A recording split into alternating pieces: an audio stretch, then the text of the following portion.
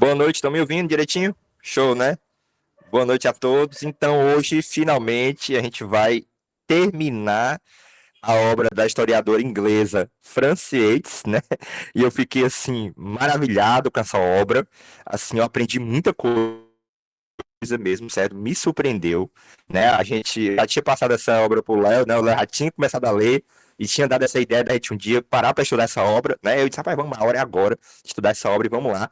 Me julguei nela muito sem saber o que, que eu ia encontrar e de fato eu aprendi muita coisa, gente. Se eu tô falando de cabala hermética agora aqui com vocês, é porque quem me inspirou a falar de cabala hermética foi esses estudos do Renascimento que a Frances Yates trouxe aqui, né?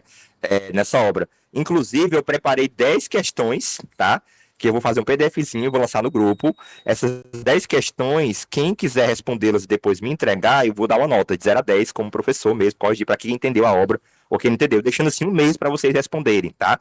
Eu tô pensando em acrescentar mais duas, mas eu vou deixar 10 mesmo para não ficar legalzinho assim a nota. Então eu vou construir, aliás, vou mandar, já estão elaboradas as questões. É mais assim para verificar tá, alguns pontos, né, que ficaram na obra de compreensão, etc e tal. São questões abertas, tá? Não são questões de múltipla escolha, não. E também, hoje a gente vai terminar essa obra, a gente vai abrir um recesso, tá? Em dezembro. E a gente vai voltar em janeiro com o seminário de Cabala Hermética e também com a exposição um pouco da Cabala Mística da John Fortune. Quem já puder ir lendo em dezembro, durante dezembro, já vai adiantar muita coisa. O Léo vai dar uma exposição sobre Cabala Mística aí em janeiro, né? Em janeiro também eu vou começar a discutir a filosofia da magia, no sentido geral, né, da obra mesmo, e no Novalis, né, e na medida do possível, chegando no Novalis, aí em janeiro a gente vai ver isso aí, com calma, né. E assim, essa obra, ela me inspirou muita coisa, né? Me inspirou a reler sobre Cabala Hermética, me inspirou também a ler Cornélio Agripa, que ela fala bastante, o Jordano Bruno leu bastante Cornélio Agripa, e ela me estimulou também a ler as outras obras da Frances Yates, que eu acho que também são maravilhosas, né? Que pena que a gente não tem muito tempo para ler, tem que selecionar uma coisa de cada vez, né? Nessa hora que dá vontade de viver 120 anos, 200 anos, que é a arte da memória. Eu fiquei muito intrigado em ler a arte da memória, porque é uma das grandes chaves da obra, para mim, né? Para mim, pessoalmente, foi entender que a magia no Renascimento é como a arte da memória, é como criar, refletir a lógica do universo no intelecto humano, né? Então, esse mapa mundi, esse diagrama, essa árvore da vida. Então, essa coisa diagramal, essa coisa, e isso tem a ver com a arte da memória. Eu não sabia disso, né? Que o quanto essa arte da memória do Renascimento é importante para compreender o que a magia significava no Renascimento. Né? Então, assim, foi uma grande chave da obra e muitas outras que eu vou compartilhar aqui com vocês nesses capítulos, tá? Então, hoje a gente vai falar do capítulo 18, que é Jordano Bruno, a última obra publicada. Já estamos aqui na fase tardia do Jordano Bruno, da vida dele. O capítulo 19, Jordano Bruno volta para a Itália, e a gente sabe que quando ele volta para a Itália, ele é preso e começa o julgamento dele, né, que vai durar 8 anos, mais ou menos, até ele ser sentenciado e queimado vivo. Então é uma questão de por que ele voltou para a Itália, ele não precisava voltar para a Itália, né? Então ela vai levantar essa questão, como é que o Jordano Bruno se enxergava, né, para estar voltando para a Itália, né? Que visão ele tinha de si mesmo e do cristianismo, né? Aí é uma coisa que a gente vai ver depois. O capítulo 20, algumas coisas, que é o Jordano Bruno, ela vai comparar com Tommaso de Campanella, que é um hermetista cristão. Então ela traz o Tommaso, não para falar sobre o Tommaso de Campanella, mas para iluminar a singularidade do Bruno nesse caldeirão do hermetismo religioso do século XVI. Achei muito interessante esse capítulo. No capítulo 21, ela vai trazer a bomba que caiu em cima dos magos da Renascença, que foi quando o Causabon descobriu, né, levantou a hipótese de que o corpus hermético não era do tempo de Moisés. O corpus hermético é depois do cristianismo, e inclusive, muito provavelmente, ele é uma fraude. Né? O Causabon levantou essa hipótese que o corpus hermético é uma fraude cristã. Cristãos escreveram aqui dali para tentar, vamos dizer assim, converter os pagãos ali dos egípcios ao cristianismo. Então, o Causabon, que é um historiador da linguagem, a gente vai ver, ele vai pegar elementos do corpus hermético e vai mostrar, literariamente, através de filologia, né, de estudo de linguagem, como o corpus hermético não pode ser tão antigo como se achava. E isso foi uma bomba, né? A gente vai ver com calma que isso foi uma bomba, porque, tipo assim, foi um balde de água fria em todos os matos da Renascença, tá? A Frances vai dizer. O cara praticamente começou aqui a modernidade, saiu do Renascimento para a modernidade para ser descoberta, e ninguém fala muito sobre isso, né? Da importância do Causabon. E no capítulo 22, a gente vai ver, finalmente, ela vai falar um pouquinho sobre o Hermes Trismegisto e as controvérsias do Robert Fludd. A controvérsia aqui é porque ele vai entrar numa controvérsia com um padre que vai perseguir ele lá, e nessa controvérsia tem uma questão interessante para entender os magos da Renascença. Não vou adiantar porque não quero dar spoiler, tá bom? Vamos lá, vamos continuar aqui. Bom, então, nesse capítulo 18, claro que aqui são só recortes, né, gente? As coisas que eu achei interessante nos capítulos, tá? No capítulo 18, uma coisa interessante dele é o seguinte: a ideia de uma gnose teúrgica. O que seria uma gnose teúrgica? Gnose, porque eu reflito a lógica do mundo na inteligência, né? Então, a gnose é isso. É quando eu consigo ter um insight, né? Quando eu consigo ter uma experiência, como se a totalidade do universo ganhasse um reflexo na inteligência humana. Então, isso é um estado de gnose. Só que, no Giordano Bruno, essa gnose ela é essencialmente teúrgica, por quê? Porque ela não é meramente uma experiência divina. Ela é uma experiência divinizante. Ela mesma diviniza. Então, é uma experiência de contato com esferas superiores. Então, não é só uma questão intelectual, intuitiva ou só mística. É teúrgica, porque é contato direto com esferas celestes. Né? Então, coloca aqui, ó. Refletir a totalidade do universo na inteligência para, a partir desse êxtase, e esse êxtase é um êxtase gnóstico, né? Gnose é êxtase, gnose é extasis, né?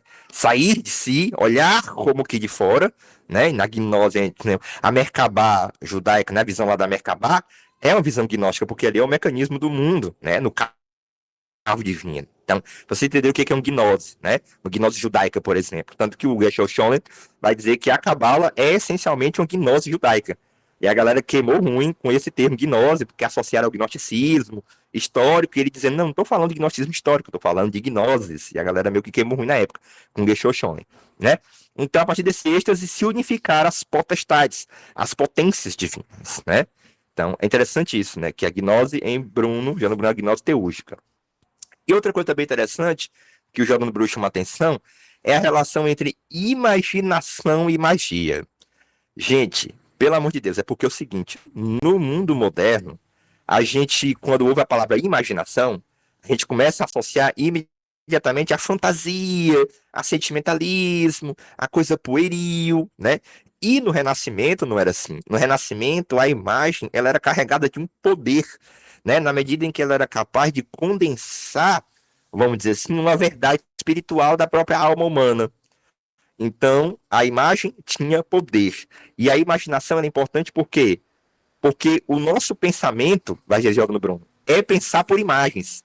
No fundo, a gente está pensando a partir de imagens, né? Ou seja, o pensamento discursivo, ele opera num campo mais originário que é imagético. Olha como é interessante isso, né? E a palavra imagem tem uma chave também que é o imago, a ideia do imago Dei, imagem, imago Dei, a imagem de Deus, né? O mago como imagem do divino. Então, essa ideia do imago Dei é muito forte, né? A magia no Renascimento e o papel do mago é a ideia do imago Dei. Então, imagem não apenas como representação, como é no mundo moderno, né? Para a gente, a imagem ela é mera representação. No Renascimento, não. A imagem não apenas como mera representação, mas como poder, como potência espiritual. Então, a imagem não é só representação, ela é um poder espiritual.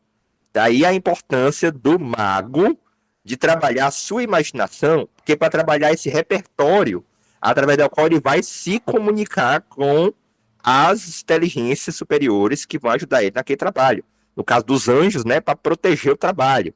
E no caso dos daimons, é para trazer aquilo que eu quero, aquela informação que eu quero. Mas para trazer o daimon, tem que ter o anjo protegendo. Não é bem o anjo, né? O Giordano Bruno vai falar bem em anjo. Ele vai falar mesmo em seres divinos, que ele quer, como a gente sabe, o Giordano Bruno queimava meio ruim com o cristianismo, embora ele vá tentar se defender disso, no final a gente vai ver, com calma, essa controvérsia dele com o cristianismo, que ainda tem muito o que render sobre isso. Bom, e vamos aqui.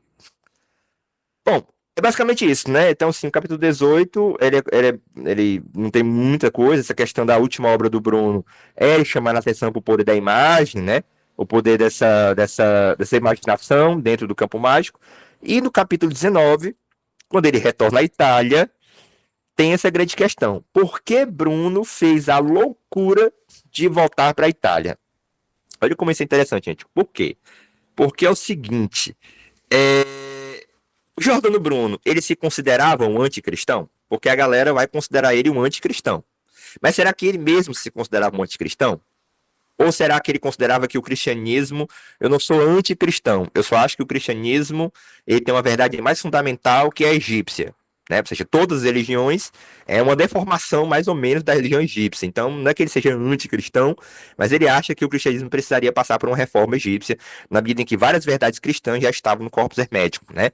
Só que aí o que que acontece? Quando ele volta para a Itália, mesmo sabendo que lá estava acontecendo a contra-reforma, assim, os ânimos religiosos estavam muito exaltados, e o Giordano Bruno já era considerado um herege, né, inclusive procurado e perseguido, como é que ele volta para o olho do furacão, de onde ele vai ser preso, né?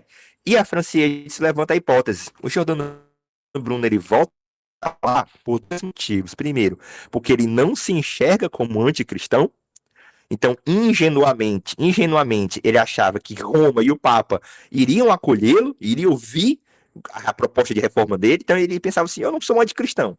Por que vão me queimar e vão me prender? Espera só eles ouvirem o que eu tenho para dizer. O que eu tenho para dizer, o Giordano Bruno diria, né? É para proteger o catolicismo dos protestantes. É para dizer, olha, há uma verdade mais antiga e mais natural que anuncia a verdade católica. Então, o Giordano Bruno se entendia como, vamos dizer assim, não, o que eu estou trazendo aqui é bom para a contra-reforma, é bom para a Igreja Católica lutar contra os protestantes, voltar a esse terreno comum da natureza, do hermes trismegisto, né, do hermetismo. O hermetismo, ele era esse apelo a esse certo naturalismo, um certo livro do mundo, livro da natureza, né, e o Dom Bruno chegava assim. Então, esse é um dos motivos que a Franciele se levanta para dizer, olha, ele voltou para a Itália porque ele não se achava um anticatólico. E segundo, o Giordano Bruno, gente, ele é um profeta. Ele é um profeta, ele se via como um profeta do Hermes Trismegisto. Então ele estava imbuído ali aquele ânimo, né, daquela gnose toda dele, daquela inspiração divina dele, né, assim, meio que o arcando louco, né? Ele está indo inspirado, mas ele está indo direto para o abismo. Né? Então eu vejo muito arcando louco nessa retorno dele para a Itália. Tipo, tudo bem, é uma loucura do nosso ponto de vista aqui externo. Mas para quem está seguindo a iniciação dele, é isso mesmo, entendeu? O caminho é esse mesmo. Então ele estava seguindo algum processo muito profundo, esotérico, interno, que só dizia respeito a ele, né? Na profecia dele, enfim. Falando em termos acadêmicos, né? Externos, cético seria, entre aspas, a loucura dele, né? Porque a gente sabe que não era bem uma loucura. A gente aqui que é esotérico, né? Que comunga de esoterismo, sabe que muitas vezes acontece da inspiração e do caminho, enfim, nos levar àquilo que tem que ser o destino, né? É... Destino, assim, entre aspas. Claro que a questão do destino é uma questão muito complexa, não vou aqui entrar em detalhe. Mas vamos aqui. Então é isso que ela levanta. É o fato de Giordano Bruno ter voltado para a Itália demonstra que ele nunca se considerou um anticatólico. Ele achava, inclusive, ele preferia a religião católica do que qualquer outra, né? Dizia um livreiro lá da França que se encontrou com ele. Mas ele achava que o catolicismo precisaria passar por uma reforma egípcia, né? E isso irritou muito, muito, muito, muito mesmo a igreja, né? E assim, uma coisa do Bruno que pesou contra ele foi o seguinte: a gente sabe que no Corpus Hermético há uma menção a uma trindade, né? Que é o intelecto, a alma do mundo e a mente, se não me engano. É uma trindade que existe lá. A luz, o intelecto e a alma do mundo. É algo assim. E tudo bem. Aí ele dizia lá, né? Faz sentido você pensar que a alma do mundo é o Espírito Santo. Isso era um ponto meio que pacífico na Renascença. No Renascimento, você dizer que o Espírito Santo é a alma do mundo, assim, não era muito do agrado da Igreja Católica, mas estava meio que na cultura intelectual, né? Ali desse pano de fundo do hermetismo religioso, essa coisa do hermetismo ali nos intelectuais. Então, tudo bem, a Igreja conseguiu incluir isso, mas o Giordano Bruno ele nega que o segundo princípio lá da Trindade do Corpus Hermético, que é o intelectus, não é o Cristo, não é o Filho de Deus. Porque os hermetistas cristãos, inclusive lá no começo, Lactâncio, né? Ali perto já de Santo Agostinho, lá na Antiguidade Tardia, já dizia: olha, essa trindade do corpus hermético é a trindade cristã. O intelectus é o Filho. Giordano Bruno. Por que o Giordano Bruno quer negar o Cristo nesse sentido? Porque a gente sabe que o hermetismo do Giordano Bruno, gente, é um hermetismo mágico. Não é hermetismo cristão. Ele achava que retornar essas formas mais bárbaras, mais primitivas, mais arcaicas, para ele era estar encontrando algo mais sagrado ainda, entende? Então, politicamente, talvez assim, eu acho que até a nível de escrita, né? A escrita dele, ele tenta se afastar de falar de trindade cristã, falar de anjo. Não é que ele negue. Ele acha, inclusive, que a trindade cristã e que os anjos são metáforas de sabedorias egípcias. Mas ele quer afastar esse movimento muito comum na época de associar como se isso fosse terminar no cristianismo. Né? É o contrário, Giordano Bruno. O cristianismo precisa voltar para o Egito. Né? A cruz cristã é a cruz egípcia, a cruz de Anki egípcia, e enfim, várias outras coisas que a gente vai ver com calma esses paralelos. Então, ele nega a lactância. Então, quando ele foi se defender lá na Itália, que ela acusou, olha, você tá. Olha, aqui tudo bem, você quer dizer que a verdade cristã está lá no Trimegisto, o lactância ele admitia que o intelecto é análogo ao filho de Deus, você nem isso. Então, como é que você está na esteira do hermetismo cristão? Você está querendo ressuscitar um hermetismo pagão, né? Inclusive, um dos caras que vão acusar o Giordano Bruno diz que o Giordano Bruno tinha um plano secreto de varrer o cristianismo da face da terra, de ser anticristão, né? E até que ponto isso também não é uma verdade, né? Então, até que ponto existe essa tensão na vida de Giordano Bruno, né? Ele diz que ele é cristão, ele diz que não é anticristão, mas ele escreve contra os cristãos, enfim, é difícil isso, né? Porque entra nas tramas do poder da época, né? Até que ponto essa defesa que ele faz do cristianismo é para não morrer imediatamente, né? Porque a gente sabe que quando Giordano Bruno foi dado para ele a sentença que iria ser queimado vivo, deram a escolha a ele, ó, se você abjurar, você não vai ser queimado. E historicamente se sabe que ele concordou em abjurar. Primeiramente ele pensou na vida dele, viu? Primeiramente ele disse, tudo bem, eu vou abjurar, não quero ser queimado vivo. Aí, quando foram lá de novo, ele disse, não, não, pode me queimar vivo agora. Ele mudou de opinião, mas de princípio ele ia abjurar. Interessante isso, né? Então, essa relação dele com o cristianismo é muito disfarçada e fica difícil a gente entender se ele realmente se via como anticristão ou não, né? Eu acredito que não. Eu acredito que ver ele como anticristão é dar muita força ao tribunal, né? Que mandou queimar ele, né? E não é bem assim, enfim. Bom, e aí outra coisa no capítulo 19 é o seguinte, a reforma católica bruniana, eu coloquei católica entre aspas, porque quando ele foi se defender lá na Itália, ele foi dizer que ele está a favor de uma reforma católica, ele está dizendo, olha, eu estou ajudando a igreja católica contra os hereges protestantes, né? E ele diz assim, ó, e olha o raciocínio do Bruno, gente, olha como é interessante, olha o raciocínio de Giordano Bruno para defender essa reforma hermético-egípcia do cristianismo. Olha o que ele diz. Não, ele não disse essas palavras, ele deixa isso no ar. É o seguinte, olha o raciocínio, presta atenção. Se a verdade católica se pretende ser verdadeira, ou seja, se a verdade do catolicismo ela é verdadeira, ou ela se pretende ser verdadeira, ela precisa ser o quê? Real. Concorda comigo, né? O que é verdadeiro tem que ser real. Porque uma coisa que é verdadeira, mas não é real, ela não é verdadeira, né? Aí vamos lá, do real ele vai, ó. Para ser real, ela tem que ser o quê? Natural, né? Ora, a religião da natureza é a magia. A magia é a religião da natureza.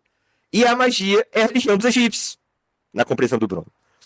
O Giordano Bruno, os egípcios não tinham uma religião. Os egípcios tinham a magia. E a magia é a religião da natureza. Então, se o catolicismo quer ser verdadeiro, quer ser real, ele tem que ser natural, ele tem que voltar para a magia natural e tem que admitir que os egípcios estavam certos todo esse tempo. Então, essa é a reforma católica, por isso que eu coloquei aspas aqui do Giordano Bruno. Você acha realmente que a Igreja Católica vai comprar um negócio desse? Né? Porque, assim, tudo bem. Você pode dizer que isso aqui é uma tentativa de fundamentar a verdade católica, mas a igreja não entendeu assim. A igreja entendeu como uma apologia do paganismo, apologia pagã. E eu coloquei aqui do lado, ó. O catolicismo, para o Bruno, né, seria um eco da verdadeira religião universal, que é a magia ou a religião egípcia. Olha como é interessante. Então, para o Giordano Bruno, o catolicismo, de fato, ele é só a exposição europeia das verdades egípcias. Né? E por isso, se ele quiser retornar às suas bases, ele teria que retornar ao corpus hermético. Porque para o Giordano Bruno, o corpus hermético derivava de Moisés, né? Ele tinha essa coisa imemorial. Ele não sabia, ele morreu antes da descoberta de que o corpus hermético não é tão antigo assim. Né? Bom, e aí a francesa ela faz uma comparação interessante do Giordano Bruno com Galileu, né? Porque ambos vão defender o heliocentrismo, mas Giordano Bruno, ele trismo por razões pitagóricas e herméticas. Porque Giordano Bruno via no heliocentrismo, essa ideia de que é a Terra que gira ao redor do Sol, que o Sol é que é o centro, ele via nisso o renascimento da religião egípcia, como a gente fala, né? Ele via nisso a verdade egípcia brotando, a nova era brotando. Então, por razões teológicas e herméticas, ele vai defender que o Sol é o centro, ele vai defender que o universo é infinito, ele vai defender que existem inumeráveis mundos. Isso por razões teológicas. Ou seja, interessante, né? O Giordano Bruno, ele acerta em muitas questões que hoje a gente sabe que são verdades na ciência, mas não foi por razões científicas. Ele acerta por razões teológicas. E isso tem que fazer estremecer qualquer cientificista naturalista. Né? Saber que o cara descobriu, um cara postulou a infinitude do universo, que há vários planetas com vidas igual a nós, no Renascimento. Aí você vai dizer, poxa, ele é um cientista? Não, ele é um teólogo, ele é um profeta. Ele pegou isso por razões metafísicas. Isso é de arrepiar o cabelo de qualquer cientificista. De o cara ver que no nascimento da ciência moderna, os caras estavam entendendo a ciência moderna com razões teológicas. A partir de razões teológicas, né? Olha como é interessante. Como é que razões teológicas desembocam em coisas que a ciência depois vai comprovar e vai dizer que está certo, né? Então, como se na raiz da ciência moderna tivesse uma teologia. O Isaac Newton também é assim. Eu não sei se eu coloquei aqui, mas eu acho que eu coloquei. Também tem uma coisa do Isaac Newton, que escreveu mais livros sobre Apocalipse, esoterismo cristão, do que de ciência, né? Como a gente sabe. Vamos aqui. Aí, uma questão que a francesa levanta. Quando a igreja foi bater em cima do Galileu, será que a igreja foi para cima do Galileu? Porque ela estava vendo no Galileu uma espécie de retorno ao Giordano Bruno, porque o Giordano Bruno veio primeiro, Galileu veio depois. Então coloquei aqui a questão. Estaria a igreja vendo em Galileu um eco das heresias brunianas, que eles acreditavam estar por detrás de todo o heliocentrismo? Então a igreja católica, quando ela foi condenar o Galileu, né, e o Galileu se retratou, ela foi condenar porque, para a Igreja Católica, por trás do heliocentrismo, havia toda uma doutrina pagã, né? Essa árvore da vida, essa prisca teologia, é tudo paganismo, porque é a religião da natureza, é a religião do homem. E o cristianismo é uma revelação sobrenatural, né? Então, a antiga religião, que é a religião que já estava aqui antes do cristianismo, é a religião pagã e a religião do homem, na visão da ortodoxia católica. Então, por isso que elas combinam entre si, porque por trás de todas elas tem o ser humano. Né? Então, a antiga religião do homem é a antiga religião pagã. O cristianismo é a religião do salvador do homem. É assim que entendia a ortodoxia católica nesse momento, né? Então, quando ela foi condenar o Galileu, ela estava achando, ela estava assim, enviesada, enlouquecida, dizendo, olha, lá vai o cara tentando defender uma verdade pagã, né? Só que o Galileu, ele chega no heliocentrismo por um outro caminho, por um caminho moderno, pelo caminho racional, pelo caminho científico, e não pelo caminho hermético, e não pelo caminho pitagórico. Então, aqui no Giordano Bruno, nós temos o Renascimento. Aqui no Galileu, nós temos o nascimento da ciência moderna. Renascimento, modernidade. Giordano Bruno, Galileu. Ambos defendendo o heliocentrismo, mas por razões completamente diferentes. Eu achei isso muito interessante, que a Francesa trouxe. Finalmente, o capítulo 20, Giordano Bruno e Tommaso de Campanella. Gente, o Tommaso de Campanella, para quem não sabe, ele é assim, ele é filósofo, também estudando na filosofia, ele estava ligado ao cristianismo. Só um minutinho, gente. Peraí. Pronto. Ficou melhor assim. E ela vai fazer uma comparação interessante que vai explicar melhor a questão de Giordano Bruno. Neste capítulo, Yates compara as vidas de Bruno e Campanella. Este último também aspirava a um certo egipcianismo, né? Tem algo o quê? Voltou normal o áudio? Voltou normal? Tá normal? Tá normal, pronto. Então, é importante porque assim, que o Campanella, ele também era egipcianista, né? Mas o Campanella permanecia fiel à visão cristã, diferente do Bruno. Então, ela coloca o Campanella para situar, né, o Bruno. Campanella relaciona as Sefirotes com a hierarquia angélica do pseudo Dionísio Areopagita, coisa que o Robert Fruit também vai fazer. E diz que o culto às estrelas conduz ao mundo dos anjos. Então, essa aproximação do anjo com a Sefirote, né? Gente, Léo, tá ouvindo direitinho? O pessoal tá saindo? O áudio tá tudo bem? Tá normal? Tá tudo bem. Então pronto. Então pronto. Vou continuar aqui, tá gravando, né? Então, o Campanella, ele relaciona as Sefirotes com os anjos. Olha como é interessante, né? Se vocês quiserem ver, assim, o começo dessa associação, que a gente vai chamar de Cabala Cristã, né? O movimento da Cabala Cristã, é aqui, ó. Né? Sefirotes com os anjos. Então, Campanella permanecia fiel ao certo cristianismo. Por quê? Porque para o Campanella é o seguinte, a Cabala é a ponte entre o cristianismo e o hermetismo. Então, para o Campanella, a Cabala, ela é, vamos dizer assim, um intermediário entre o cristianismo e essa verdade mais primordial que está lá no hermetismo. E aí, o Campanella também faz aquela clássica divisão entre magia divina, que aciona a graça cristã, olha a magia cristã, né? A graça, ela é magia divina, porque a magia é capaz de acionar a graça, não de garantir, mas de acionar o mecanismo pelo qual a graça pode acontecer. Porque a graça não depende do nosso esforço, né? Depende de uma doação originária espontânea do próprio Deus, né? Do próprio divino, né? E a magia daimônica é a magia natural. Né? Os daimones são seres naturais, intermediários, e a magia daimônica ela é colocada nesse termo da magia natural. A prisca teologia deveria ser a suma teológica dos dominicanos, numa espécie de tomismo reformado que seria uma arma poderosa para convencer os hereges na contra-reforma. Igualzinho ao Giordano Bruno. Ó. O Giordano Bruno também acreditava que essa teologia primordial, essa prisca teologia, seria a suma teológica dos dominicanos. Né? Ou seja, que seria uma espécie de um tomismo de Tomás de Aquino reformado. Então, ele também compartilhava isso com o Giordano Bruno, né? Ele é um pouco depois do Giordano Bruno, tá? Eles nunca se encontraram pessoalmente, mas estiveram perto de se encontrar pessoalmente, mas não, acabou não acontecendo. Uma coisa interessante aqui, pra gente levar pra vida, né? É que o Giordano Bruno, olha como é intrigante a questão dele com o cristianismo. A gente sabe que o Giordano Bruno, ele era frade dominicano, né? Então, ele estudou muito São Tomás de Aquino e Alberto Magno, que é os grandes doutores da Igreja Católica que todo dominicano tem que ler. E para o Giordano Bruno, Santo Alberto Magno e Tomás de Aquino eram magos. Eram grandes magos iniciados. Ou seja, como é que os doutores da Igreja Católica eram vistos como magos, né? E aí fica a pergunta, será isso um resquício do dominicanismo nele? Será que um eco do seu viés dominicano permaneceu em Giordano Bruno, para ele enxergar o Alberto Magno e o Santo Tomás de Aquino como magos? Ou ele admitiu uma magia cristã? Né? É uma questão que fica em aberto. Então, nesse capítulo também a Franciete já começa a fazer, gente, um resumo da tese dela em relação ao livro. Então ela coloca aqui, ó. E ela, aqui nesse capítulo, ela faz um resumo do itinerário. E por que ela rodou tanto para chegar em Giordano Bruno. Ela coloca assim, ó. Resumo do itinerário da obra de Yeats. Ela fala do Lactâncio, lá no Santo Agostinho, da Antiguidade Tardia, né? Passa pelo Papa Alexandre VI, que se interessava por Cabala. Fitino, que vai traduzir o Corpus Hermético. Pico de la Mirandola, que vai colocar a Cabala na questão. Para finalmente chegar no Bruno, comparar ele com Campanella e com Flute.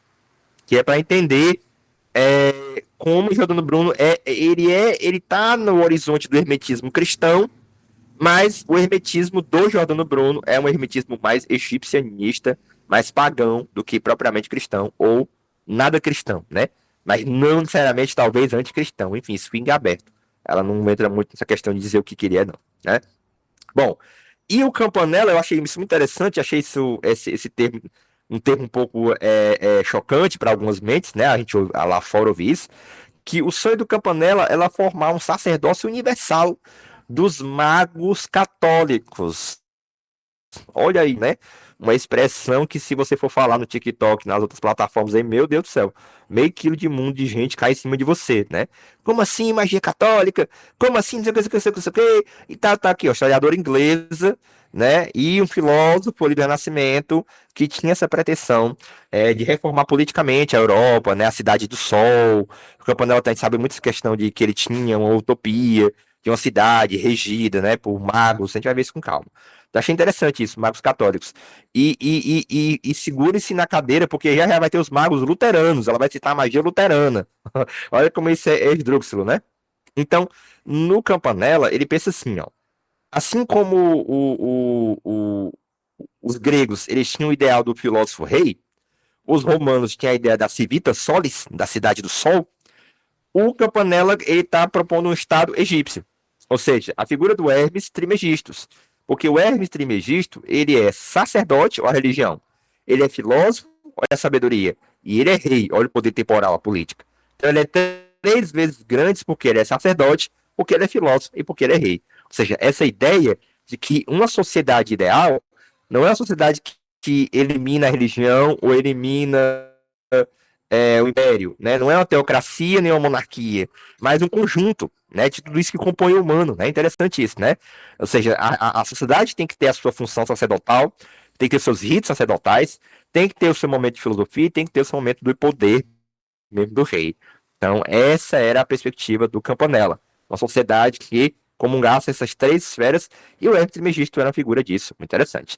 E aqui, gente, é uma provocação que eu lendo a obra, eu tive assim, a oportunidade e a liberdade aqui de trazer para vocês.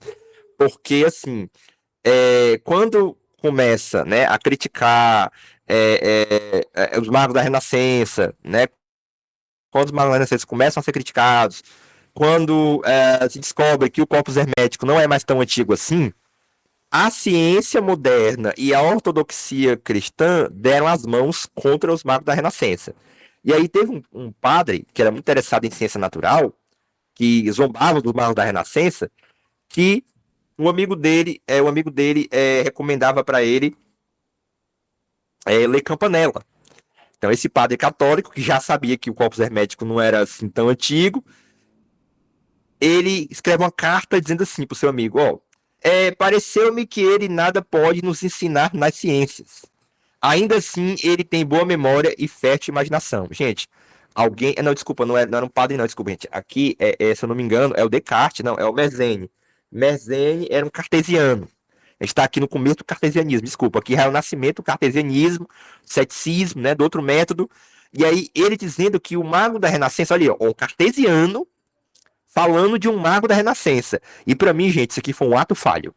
Eu coloquei aqui, ó. O ato falho do mundo moderno. Dois pontos. Perdemos a memória e a imaginação.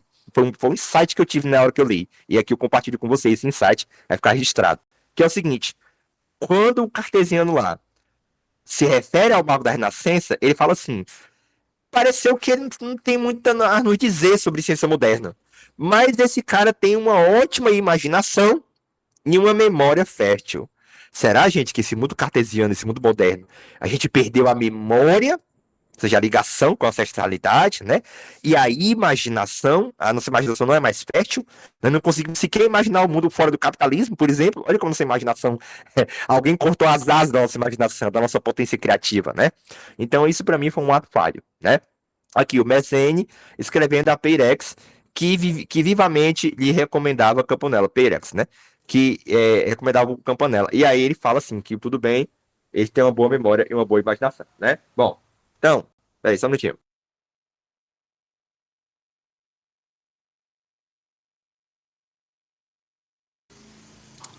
E eu achei assim incrível. Poxa, será que isso aqui não é um ato falho de nós modernos, né? Ali na esteira ali do nascimento da modernidade pro mago da Renascença, o cara olha pro mago e diz assim, olha, sobre ciência você não sabe o que é ciência. Esse fazer da ciência moderna é o que a gente está fazendo, mas você tem boa memória, mas você tem uma boa imaginação. Então, eu acho que memória e imaginação talvez foi o que a gente perdeu no mundo moderno, nesse mundo cartesiano, né? E no capítulo 21, esse rapaz aqui, ó, Isaac de Casabon, né, em francês seria Casabon, sei lá, a pronúncia eu tô meio perdido um pouco como seria a pronúncia aqui, né? Mas eu vou chamar de Casabon, tá? Esse cara aqui é o que joga o balde de água fria em todos os mapas da Renascença, né? O Giordano Bruno não teve a oportunidade de ver isso, mas o Robert Fludd, o Atanásio Kircher tiveram e a gente vai ver como foi que eles reagiram a isso. O que aconteceu? Isaac Casaubon divide a Renascença e a modernidade com a datação do corpus hermeticum a partir de questões do próprio texto e contexto, né? Não, tudo bem, cara. Tá gravado, qualquer coisa depois pega depois, viu? E aí, como foi que ele chegou nisso, né? Ele chegou ao seguinte: há claros trechos retirados dos evangelhos e de Platão no Corpus Hermeticum. E também é escrito num tipo mais recente de língua grega. Então, o Causabon vai dizer o seguinte: o corpus hermético copiou, tirou coisa dos evangelhos, entendeu? Ou seja, quem escreveu o corpus hermético conhecia os evangelhos cristãos. Não é do tempo de Moisés. Como é que o cara lá do tempo de Moisés cita uma passagem do evangelho praticamente intacta? Né, que ide multiplicai, né? No corpus hermético tem o ide multiplicai, e enfim, ide multiplicai no Gênesis, né? Mas, enfim, a coisa do Evangelho de João, né? A gente vai ver aqui com calma essa questão de paralelo muito forte, né? De falar do filho, essa coisa toda. Então, e também texto tirado do Platão. Então, como assim? O corpus hermético é lá do tempo de Moisés e o cara já tinha lido Platão? E o cara já tinha lido os evangelhos? Não. Na verdade, o corpus hermético é uma fraude. Essa é a primeira tese. É uma fraude cristãos escrevendo para fazer os pagãos ali de Alexandria se converterem ao cristianismo, né? Então, essa foi uma tese levantada e, assim, foi uma bomba na Renascença, né? E também tem uma outra questão também filológica, porque o grego, só que, gente, com calma, essa história vai ter uma reviravolta, eu vou deixar para o final essa reviravolta, vocês vão ver com calma. Não vou dar spoiler não, mas tem uma reviravolta nisso aqui. E uma certa reviravolta, né? E outra coisa também é o tipo de língua, né? Porque o grego que está escrito no Corpus Hermético não é um grego antigo, é um grego mais recente. É o grego koiné, né? Pois é. Exatamente, Caio. Se o Corpus Hermético é uma fraude, imagina o que Balion, a fraude da fraude, né? Lembrou Platão, né? Ou seja, Platão, a arte é o quê? Imitação da imitação. Esse mundo é a imitação das ideias. Então a arte é a imitação da imitação, ela tem que ser banida. E aí, gente, olha como é interessante essa imagem. Olha esses caras aqui interessante, ó. A Francie Yates, ela vai dizer o seguinte, bom, é, como foi que os hermetistas, eles reagiram a essa bomba do Causabon, né? Como foi que o Robert Fludd reagiu? Como foi que os Rosa Cruzes reagiram? Porque o Rosa Crucianismo vai ser, na visão da Francie Yates, uma espécie de reação a isso aí. E o Athanasius Kircher. Para quem não conhece, o Athanasius Kircher é muito importante conhecê-lo, porque Cabala cristã e Cabala hermética começa mais ou menos com ele aqui, com a associação da árvore da vida com os planetas, né? O cara que primeiro trouxe essa chave, inspirado no Reuter também, foi o Athanasius Kircher. E assim, a gente vai entender agora o que é o. Olha interessante, né? Como a Francie Yates já está meio que pensando no rosacrucianismo, né? Ela vai falar do rosacrucianismo, porque aqui é um fenômeno do século XVII, né? Então vamos ver como é que esses três. Ó, o capítulo é assim, essa parte é assim.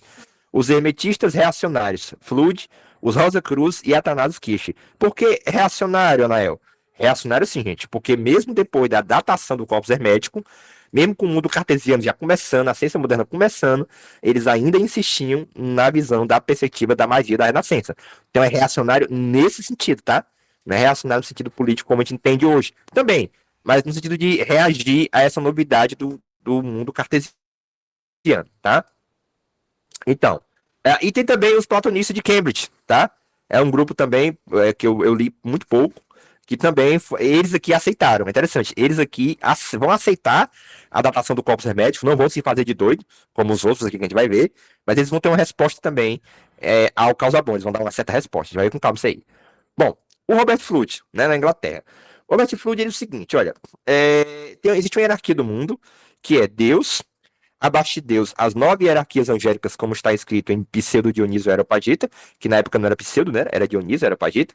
E essas 9 hierarquias são análogas às 9 sefirotes da árvore da vida, né? Ele não coloca aqui Malkuth, que é o próprio mundo.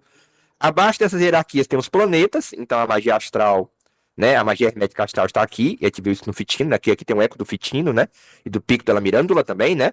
Essa ideia de que a magia cabalística é a magia com os 9 hierarquias angélicas. A magia hermética é a magia com os planetas, é a magia astral. A energia dos planetas vem para os elementos, e aí a combinação dos elementos vai formar as criaturas, e uma delas é o ser humano. Tá? Então, o ser humano seria, vamos dizer assim, o começo do retorno, né? Ou seja, dos elementos voltar para Deus. Então, o ser humano é o chão do mundo para voltar para Deus, vamos dizer assim, né? O começo da reintegração de todos os seres, se a gente fosse falar assim em termos martinistas, né? Então, outra coisa também, o Flood, ele se dizia discípulo Rosa Cruz. Ele se falava se dizia como associado a essa irmandade. A gente vai já falar um pouco sobre ela. E representa a ideia de que o rosacrucianismo refletia, já de algum modo, o caráter clandestino com que os temas da Renascença estavam caindo. Isto é, indo para a sociedade secreta. Gente, olha a perspectiva histórica, como é interessante. O que é o movimento rosacrucianismo? O movimento rosacrucianismo já representa um momento em que esse ideário da magia do Renascimento e do Hermetismo já tinha perdido crédito dentro das universidades, já tinha começado o cartesianismo, a ciência moderna, e aí começa o que é o ocultismo. Esse tema sai dos intelectuais e passa para as sociedades secretas, fica meio que clandestino, na obscuridade. Então, rosacrucianismo é quando esse debate que estava na esfera pública passa para uma esfera privada. É importante entender isso, né? Porque já é uma esfera privada. Tão privada que é invisível, né? Como a gente vai ver, né? Ele não se pode nem contactar com eles. E aí, O rosacrucianismo, lembrando que o Fluid, gente, ele vai reagir como em relação a isso? Ele vai se fingir de doido. Ele vai continuar falando sobre hermetismo, como se o Hermes fosse mesmo, o corpus hermético fosse tão antigo, e pronto, ele ignorou, deixou pra lá. Não reagiu. E o movimento Rosa Cruz também representa, de certa forma, uma continuação disso, com os manifestos Rosa Cruz que aparecem em Kassel, né, em 1614. E esses manifestos, gente, eles têm, assim, uma influência marcada do hermetismo, claro, né, e de muitas outras coisas. E, assim, uma coisa interessante é que nesses manifestos, eles falam muito de uma coisa chamada da rota, Rotai. E a gente sabe que o Eliphas Levi vai pegar esse rota e vai trazer como tarô, né? Ao contrário, rota, tarô, roda, a roda de Ezequiel, né? Então, o tarô seria essa grande roda que gira e que explica tudo. Olha como é interessante, né? Por que eu estou dizendo isso? Porque o que o Eliphas Levi no século XIX está querendo trazer, né, é dizer que o tarô é essa grande rota dos Rosa Cruz, esse grande segredo da Irmandade Rosa Cruz é o tarô, né? E que na Irmandade Rosa Cruz, aqui na André Renascença, a gente sabe que eles estavam atrás dessa arte da memória. O que é a arte da memória? É como se você fizesse um quarto e você pintasse as estrelas, os arcanos tal e tudo. Pronto, é o Liber 777 do Crowley, né? Através de uma roda de princípios você vai explicando tudo, né? Então, uma roda que explica tudo. A partir de princípios, você vai. Por que é a arte da memória? Porque os oradores romanos, eles imaginavam isso para poder o discurso deles seguir etapas. Então, para o discurso ficar uma oralidade bonita, ele tem etapas. Então, eles imaginavam uma espécie de recurso mnemônico, né? Então, por que eu estou dizendo isso? Porque o hermetismo contemporâneo, né, ali, Levi, ali do romantismo já, né, na França romântica ali e tal, era a tentativa de quê? De resgatar essa arte da memória. Isso é pouco falado, né? O ideal ocultista esotérico contemporâneo é tentar resgatar essa arte da memória, que era uma das grandes buscas do Renascimento. E para o Eurifas Levi, essa arte da memória ela está perfeitamente representada no tarô, particularmente nos 22 arcanos maiores. É isso que representa o tarô esotérico. É isso que representa uma filosofia esotérica do tarô. Isso é muito pouco falado, gente. Porque ninguém chega para dizer, em nenhum canto, que essa visão esotérica do tarô é uma busca por essa arte da memória. Ou seja, que a nossa época, o nosso mundo se sente tão desenraizado, tão sem memória, que o que no fundo a gente está procurando é uma arte da memória. É isso, é o remédio, é o hospital da cultura, né? Porque o Giordano Bruno dizia, os antigos, eles tinham essa arte e eles são para nós o hospital da cultura. Então, então assim, a nossa alma se sente adoecida por essa falta dessa referência fundamental e ela vai buscar isso, né? E, olha aí, isso são palavras da Franci Yates. O que era o Rosa Cruz? Rosa Cruzes, ela usa esse termo, gente. Magos luteranos. Porque o rosacrucianismo nasce dentro de uma cosmovisão luterana. Agora, um luteranismo que se abria para essa reforma hermética de Giordano Bruno. Porque existe essa hipótese de que o Giordano Bruno, quando foi para a Alemanha, né, ele formou uma seita chamada Jordanismo, e essa seita jordanista ela influenciou os intelectuais de Wittenberg, de Kassel, e aí os intelectuais ali, a classe média, querendo reagir à ortodoxia luterana, que estava sufocando eles, fizeram esse movimento, ou seja, movimento intelectual luterano, mas ao mesmo tempo hermético e mágico. Então nós podemos falar de o quê? De uma magia luterana. Rosacrucianismo é luteranismo mágico. Outro termo profundamente estranho para quem não está acostumado a estudar, para quem não está acostumado aos textos, para quem não está acostumado aos livros. Se lá nas plataformas das redes sociais falar em magia católica, meio mundo cai em cima de você, você imagina falar em magia luterana e dizer que o rosacrucianismo é um protestantismo esotérico, é sim, o protestantismo esotérico, né? Vai dizer isso aí pra você ver, meio mundo de gente vai cair em cima de você, mas tá aqui, né? Bom, e ela coloca aqui, agora eu vou trazer uns trechos interessantes pra gente fertilhar nossa cabeça, né? Fertilizar. Aspas. Franceses. Mas os Rosa Cruzes eram luteranos magos, herméticos, cabalistas e particularmente adeptos do simbolismo alquímico, do qual o casamento alquímico de Christian Rosenkreuz, que é um dos manifestos, é um exemplo elaborado e incompreensível, né? É incompreensível para ela que não é esotérica, né? É só um historiador inglês. Para a gente que é esotérico, ele é um pouco mais claro, pelo menos, né? E o Athanasius Kircher, né, o padre, gente, ele tá na escala dos padres bruxos, né, padres que gostavam assim, da magia natural, do egipcianismo, ele entendia que os hieróglifos tinham uma força mágica. Ela coloca assim, ó, o egípcio Hermes Trismegisto, isso são palavras do Athanasius Kircher, tá? O egípcio Hermes Trismegisto, o primeiro a instituir os hieróglifos, com o que se tornou o príncipe e o ancestral de toda a teologia e a filosofia egípcias, foi o primeiro e o mais antigo entre os egípcios, e o primeiro a pensar com acerto nas coisas divinas. Gravou a sua opinião para toda a eternidade em pedras duradouras e rochas imensas. Desde então, Orfeu, Museu, Lino, Pitágoras, Platão, Eudóxio, Parmênides, Melisso, Homero, Eurípides e outros aprenderam noções sobre Deus e sobre as coisas divinas. A este Trimegistus foi o primeiro que, no seu Pimandro e no seu Asclépio, afirmou que Deus é um e é bom, e os demais filósofos o seguiram. Ou seja, Athanasius Kircher se fez de doido, ignorou que já se tinha descoberto a real datação do corpus hermético. Ele ignorou ou ainda não era uma certeza tão forte, né? Obviamente era uma certeza muito forte, né? E eles estavam tentando não discutir isso, tentar abafar isso, né? O que não deu certo, porque isso aí dominou as universidades europeias, né? E aí, daí em diante, surgiu o ocultismo.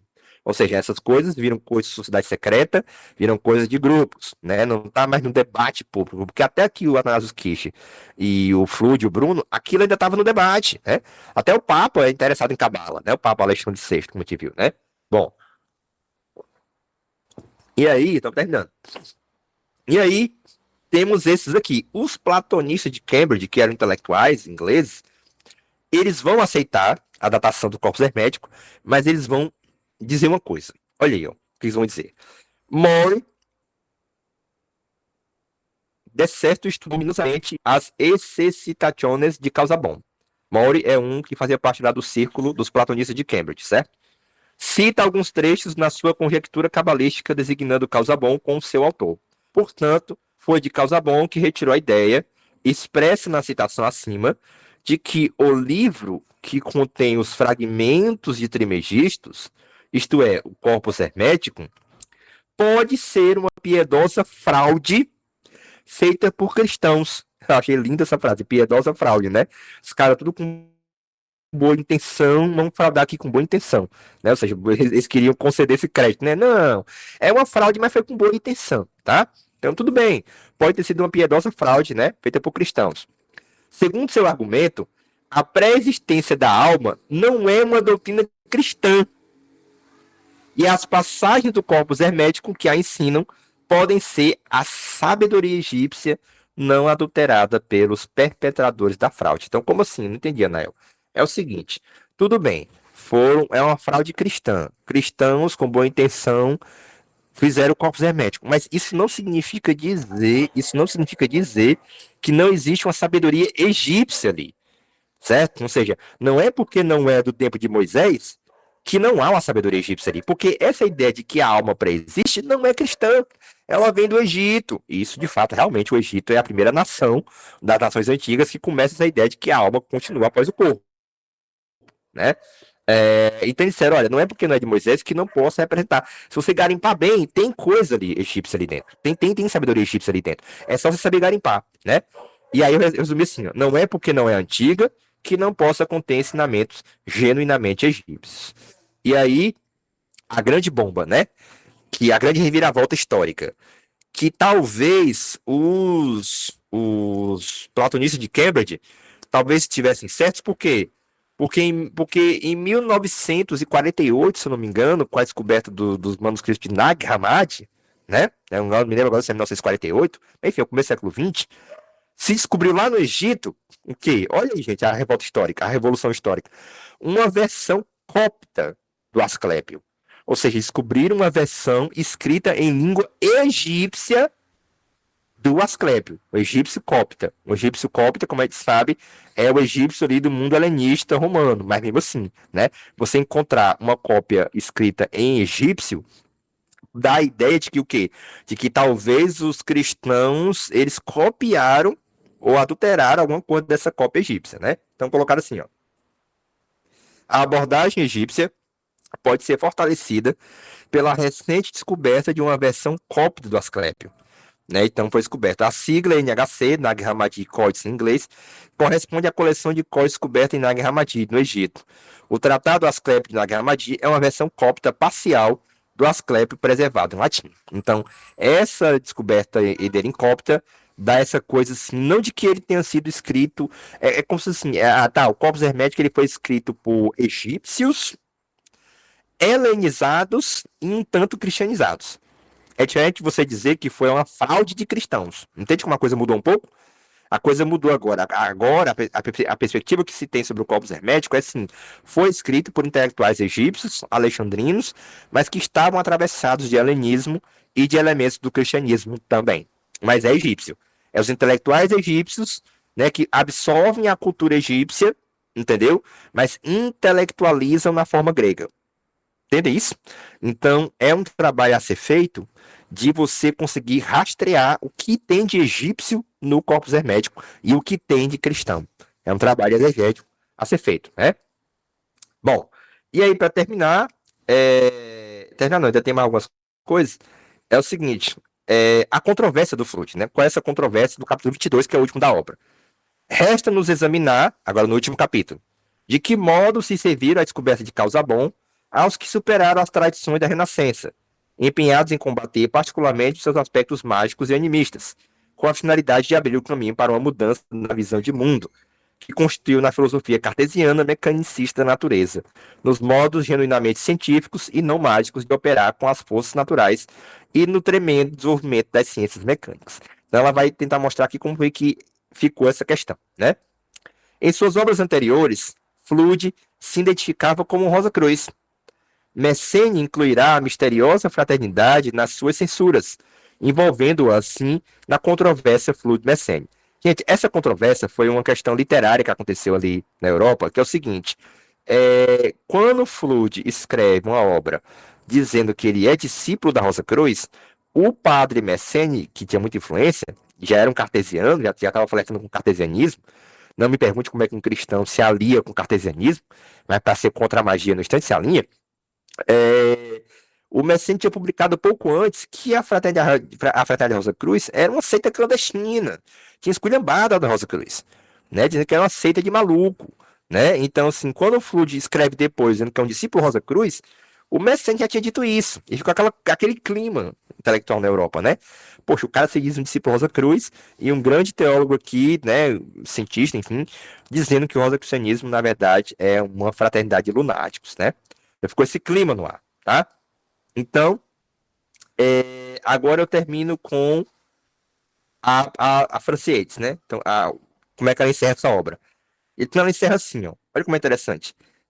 O reino de Hermes Trismegistus, que é esse rei do Renascimento, reino do Renascimento, pode ter a sua data exatamente fixada. Inicia-se no final do século XV, quando Fitino traduziu o recém-descoberto Corpus Hermético, e termina em princípios do século XVII, com o desmascaramento de Casaubon. Na época em que reinou, apareceram os novos modos de ver o mundo, as novas atitudes, os novos motivos que conduziram ao surgimento da ciência moderna. O que a Francesa está querendo dizer, gente, no fundo de toda essa obra, é que o renascimento do hermetismo, feito pelo Pitino, acabou acostumando a mentalidade europeia a um certo naturalismo, ao interesse pela natureza, que é desse interesse pela natureza que vai nascer a ciência moderna.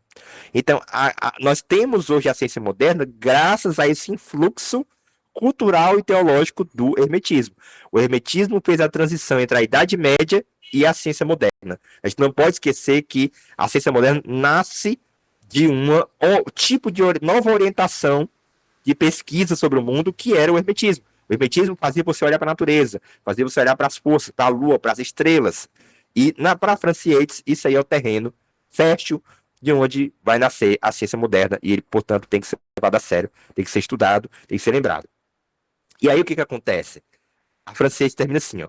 Não se poderia, por conseguinte, supor que a mecânica e a matemática, colocadas acima do animismo e da magia do Renascimento, buscaram a todo custo evitar precisamente essa interiorização, essa conexão íntima da mente com o mundo.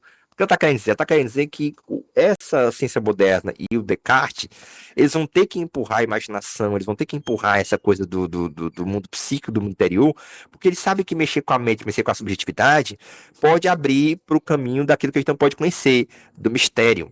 Então, a ciência moderna, o cartesianismo, ele vai tentar negar ou colocar para debaixo do tapete que existe uma íntima conexão da mente com o mundo. Quem é que vai tentar recuperar essa conexão da mente com o mundo? O idealismo alemão. A gente vai ver que o Leibniz, né, começando com o Leibniz, é que vai tentar reconectar essa coisa de que a nossa mente ela está enraizada no mundo, portanto ela reflete o mundo de algum modo, né? Ela é carregada de uma intuição do mundo. Mas o que a Francesa está querendo dizer é que a ciência moderna ela tentou ignorar isso. No seu começo, ela tentou colocar isso muito para debaixo do tapete, mas não deu certo. Isso foi explodindo, né? Isso foi dando as revoluções do século XX, as revoluções epistemológicas, etc. e tal. E aí ela termina. Essa história revela as raízes da transformação pela qual passou o homem, quando sua mente deixou de se integrar à vida divina do universo, né, no Renascimento. Em companhia de Hermes Trismegisto, palmilhamos as regiões fronteiriças entre a magia e a religião, entre a magia e a ciência, entre a magia e a arte, ou a poesia, ou a música.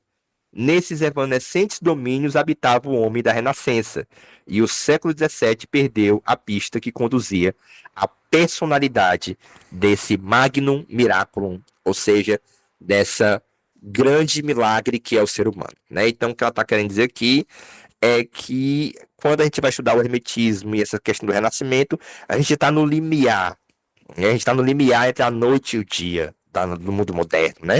A gente está no limiar entre magia e ciência, magia e religião, elas estavam meio que imbricadas, elas nasceram meio que juntas, elas se separam depois. Então, esse momento ali é o momento de uma plenitude, né? No sentido de personalidade, né? De uma visão integral do ser humano em relação à natureza, né? Então, talvez a modernidade perdeu essa pista que estava conduzindo ao quê? A gente construir essa persona mágica, né? A gente sabe que o Giordano Bruno chama muita atenção para essa ideia da magia, que todo mago tem que construir uma persona mágica, né? A persona do mago. O mago é uma construção, a persona é uma construção, né? O homem é uma tarefa, devia ser. E, bem, nós encerramos a obra da França Yates. Eu coloquei aqui a minha imagem de Giordano Bruno. Coloquei um finzinho aqui para a gente terminar. E tá bom, vai bater o print a Geila. E assim a gente encerra essa odisseia da Francietes. E assim, gente, nunca mais eu quero ler um livro de uma historiadora, tá? Pelo amor de Deus. Eu não sabia que eles enrolavam tanto. Brincadeira. É de se esperar que com um livro de historiador, né, tenha bastante informação, né? E aí, o que que acontece? Já bateu o print já?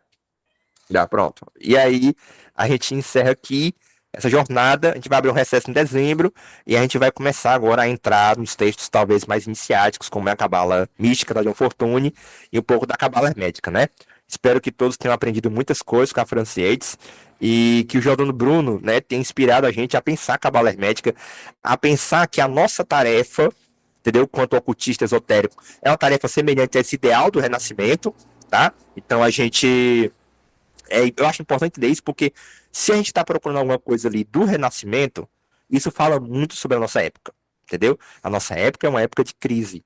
Nossa época é uma época que nós estamos tentando procurar resgatar essa memória. E esse olhar para o Renascimento indica bastante isso, né? Eu estava lendo um livro do Novalis aqui, tem uma passagem que eu quero terminar com essa passagem, que o autor, mas não é o Novalis não, falando assim, o comentador, eu não vou achar não, mas eu lembro como era, que era assim, ele dizendo que enquanto para encerrar isso aqui, essa jornada, enquanto os antigos, tipo Tales de Mileto, Heráclito, nos restaram só fragmentos por conta da erosão do tempo, hoje nós modernos só conseguimos escrever fragmentos, como se nos faltasse essa outra metade do mundo que é proibido de dizer, né? Que é o mundo mágico, o mundo oculto, o mundo do sentido. Então, hoje nós modernos, nós temos tecnologia para transmitir os nossos textos, mas nós só podemos escrever em fragmentos, nós só conseguimos escrever coisas fragmentárias. Por quê? Porque talvez aconteceu uma erosão do tempo. A modernidade é uma erosão do pensamento, desculpa. O pensamento moderno talvez tenha atravessado uma erosão tão grande que hoje nós modernos só conseguimos escrever, conseguimos pensar fragmentariamente, né? É por isso que religião e arte estão unidas na modernidade. Nós só podemos pensar a religião como um ato poético, como um ato da arte, né? Ou seja, a arte de construir a sua religiosidade individual, que é um pouco dali, que é um pouco daqui, que é um pouco de umbanda, que é um pouco de esoterismo, que é um pouco daquilo, que é um pouco dos atravessamentos que te atravessam, né, na nossa vida. Então, na modernidade, só nos restou esse caminho, o caminho poético da experiência religiosa, né? Construir poeticamente esse caminho. E eu termino aqui e deixo para vocês aberto para perguntas. Vou tirar aqui o microfone e vou desligar o meu microfone. É isso. Valeu, galera. Pode perguntar e comentar e pode levantar a mãozinha aí.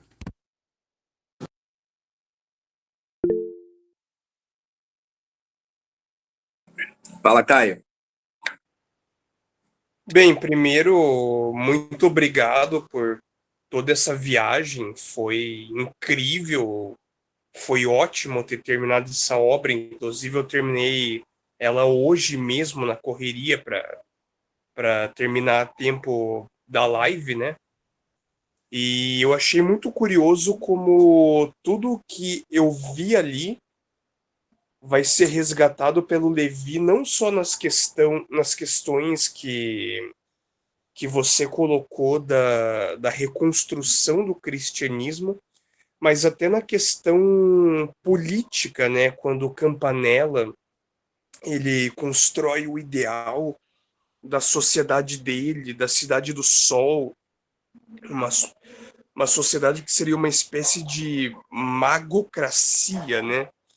E o Levi sugeria justamente isso, um socialismo mágico, um império socialista católico governado por magos. Mas uma dúvida que acabou me sobrando foi o seguinte: essa questão da perpetuidade da alma que viria do Egito tem alguma relação com reencarnação? Interessante.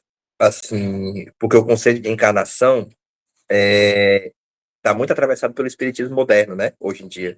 Quando a gente pensa em encarnação, a gente pensa em termos cartesianos, né? A gente pensa na substânciazinha que sai do corpo ao morrer, né? E renasce em outro corpo, né? Então a gente tem muito essa perspectiva. O que tem no Egito é uma coisa um pouco diferente. Eu estava lendo um pouco sobre, uma época aí, sobre religião, o Egito Antigo, para poder dar minha eletiva de mitologia egípcia, que eu dou uma eletiva na escola de mitologia egípcia para os primeiros anos, e eu tive que ler, né, sobre o Egito Antigo e tal, paralelamente ao Jogo do Bruno, e fiquei muito surpreso com isso, com essa coisa de que os egípcios já falavam da continuidade da alma após a morte. Que até então, os outros povos falavam assim: morreu, virou estrela. Morreu, virou estrela. E os egípcios falavam: não, existe uma vida após a morte. Né? Ou seja, a vida continua. Né? Só que a diferença é que, para os egípcios, essa vida após a morte, ela estava ela acontecia no corpo. Entende? Então, ela não acontecia fora do corpo. Ela acontecia dentro do corpo. Por isso que tem que ter a múmia. Ou seja, a preservação do corpo é porque aquela viagem interna que a pessoa está vivendo porque ainda o corpo está preservado.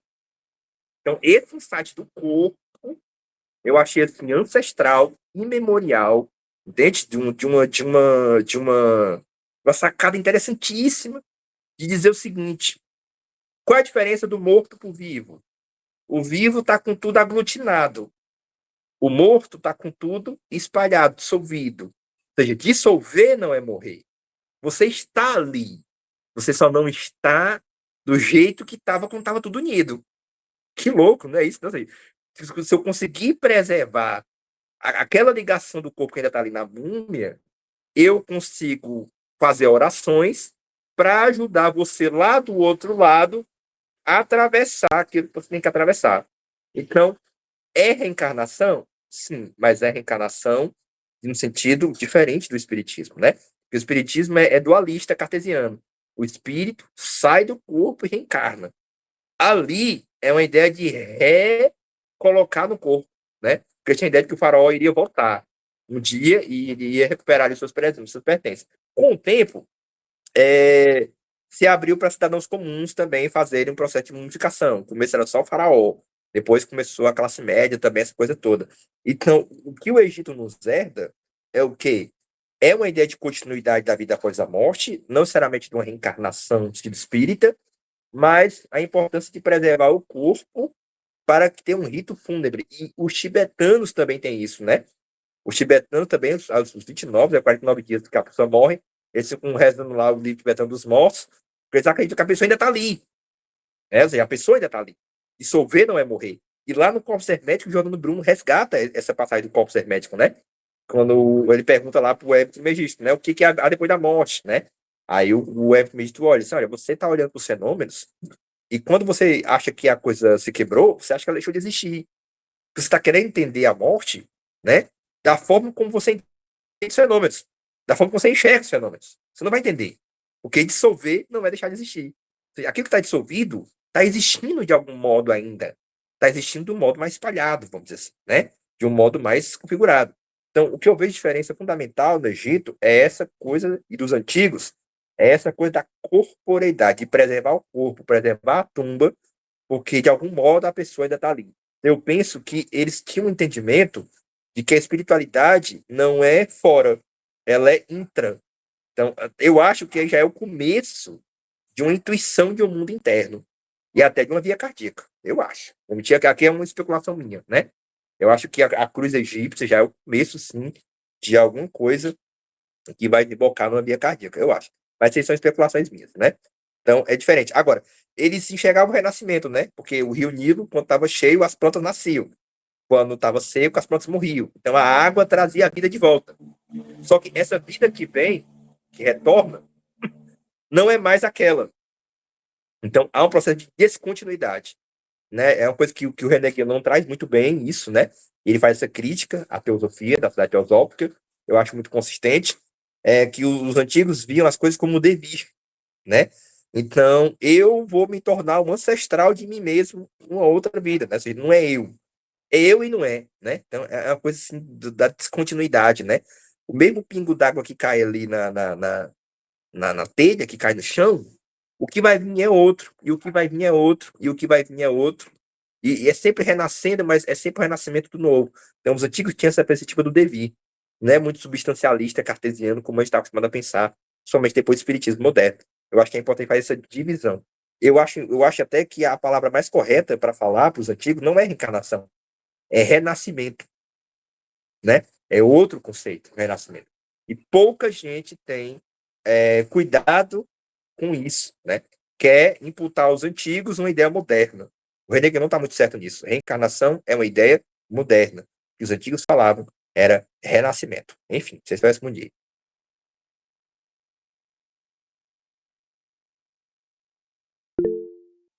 Pode falar, Caio. Só uma pergunta, desculpa se eu estiver passando por cima de alguém, mas enfim, só mais uma coisa que eu queria perguntar sobre a questão da memória. É uma pergunta meio boba, assim, mas quando eles falam de arte da memória, é literalmente memória como a gente entende hoje, de memorizar coisas, memorizar imagens, objetos e tal, ou teria um outro sentido mais transcendente, tipo uma memória do mundo, uma memória da natureza, uma memória de Deus, algo assim?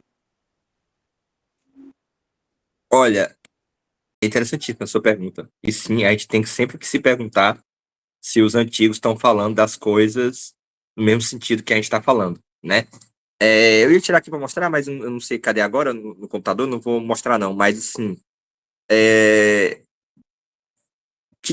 como que começa a arte da memória, né? A arte da memória, ela começa com uma exigência meramente política e retórica, que era o quê? Os oradores romanos, né, assim, do Império Romano, a oralidade, né, tinha aquela coisa do discurso, né? Então, eles desenvolveram uma técnica para você não se perder, né? Então, por exemplo, hoje em dia, quando a gente vai escrever uma dissertação, mestrado, a gente tem o quê? A gente tem um prefácio, metodologia, né, o projeto, né? Introdução, metodologia, justificativa, conclusão. Isso é uma arte da memória. Você entender que o seu discurso tem etapas que ele vai ter que percorrer. Só que essa arte da memória, ela começou a ser associada a imagens. Então, a ideia de imagens primordiais, né? Por exemplo, eles imaginavam um palácio com quatro lados. Esses quatro lados, você pode colocar os quatro elementos, pode colocar os quatro cavaleiros do Apocalipse, pode colocar os quatro pontos cardeais, você pode colocar as quatro fases do dia, as quatro fases da inspiração, as quatro fases da lua. Enfim, começava com a estrutura quaternária, que aí, quando uma imagem é associada a uma ideia, essa ideia dificilmente sai da memória. Né? Assim, qual a melhor forma de você lembrar? É você ancorar em uma imagem. Quando você ancora uma ideia, associa uma ideia a uma imagem, dificilmente você vai esquecer esse conceito. Eu pratiquei isso, por exemplo, com meus alunos, quando, uma época na minha vida, eu associava um tema filosófico a um arcano do tarô. Eu disse assim, gente, ó, nós vamos ter que ir na Idade Média. O poder da igreja aqui é muito forte. Isso aqui é o sacerdote. Aí nunca mais, isso eu já tinha apresentado o tarô para os meninos, né? Bem antes. Nunca mais ele esquecia do poder da igreja. Quando ele olhava para a imagem do sacerdote, dizia, poxa, isso é o poder da igreja. Isso é uma arte da memória. Então começou com fins políticos, retóricos.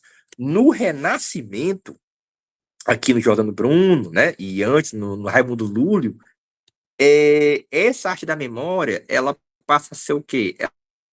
Ela passa a ser uma arte mágica. Por quê?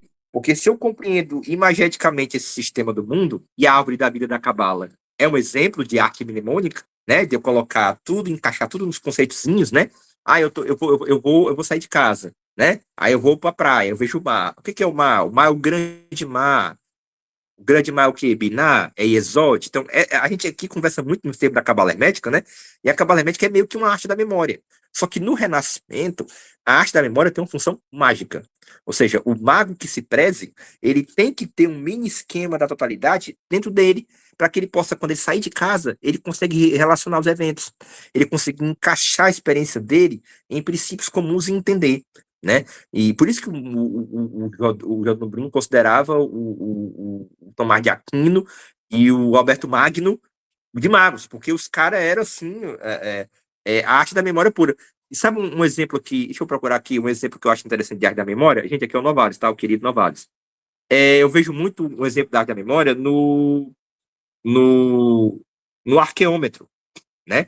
Então, por exemplo, deixa eu procurar aqui, deixa eu ver se eu consigo aqui, o arqueômetro.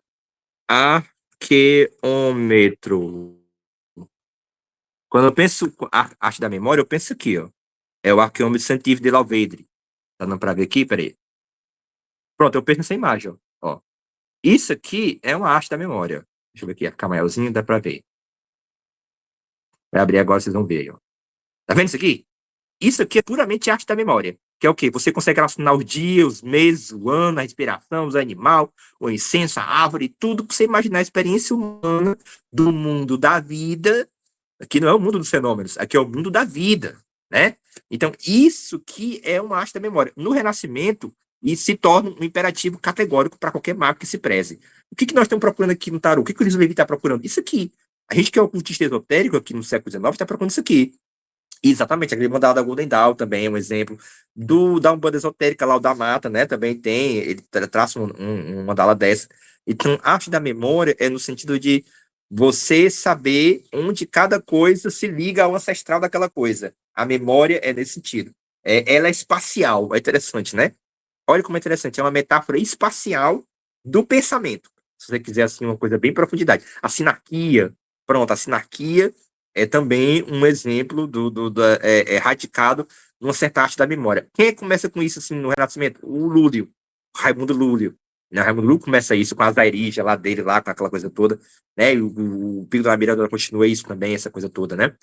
E o Papus, por exemplo, com o tarô esotérico, né? Assim, os arcanos, aquela imagem que eu tenho da mesa do estudo que eu fiz em 2016 aqui em casa, né? É isso que é a arte da memória, né? E assim, eu acho interessantíssimo isso, porque para mim, gente, para mim foi uma grande sacada, certo? Não sei para você, mas para mim foi uma grande sacada entender que magia é arte da memória, né?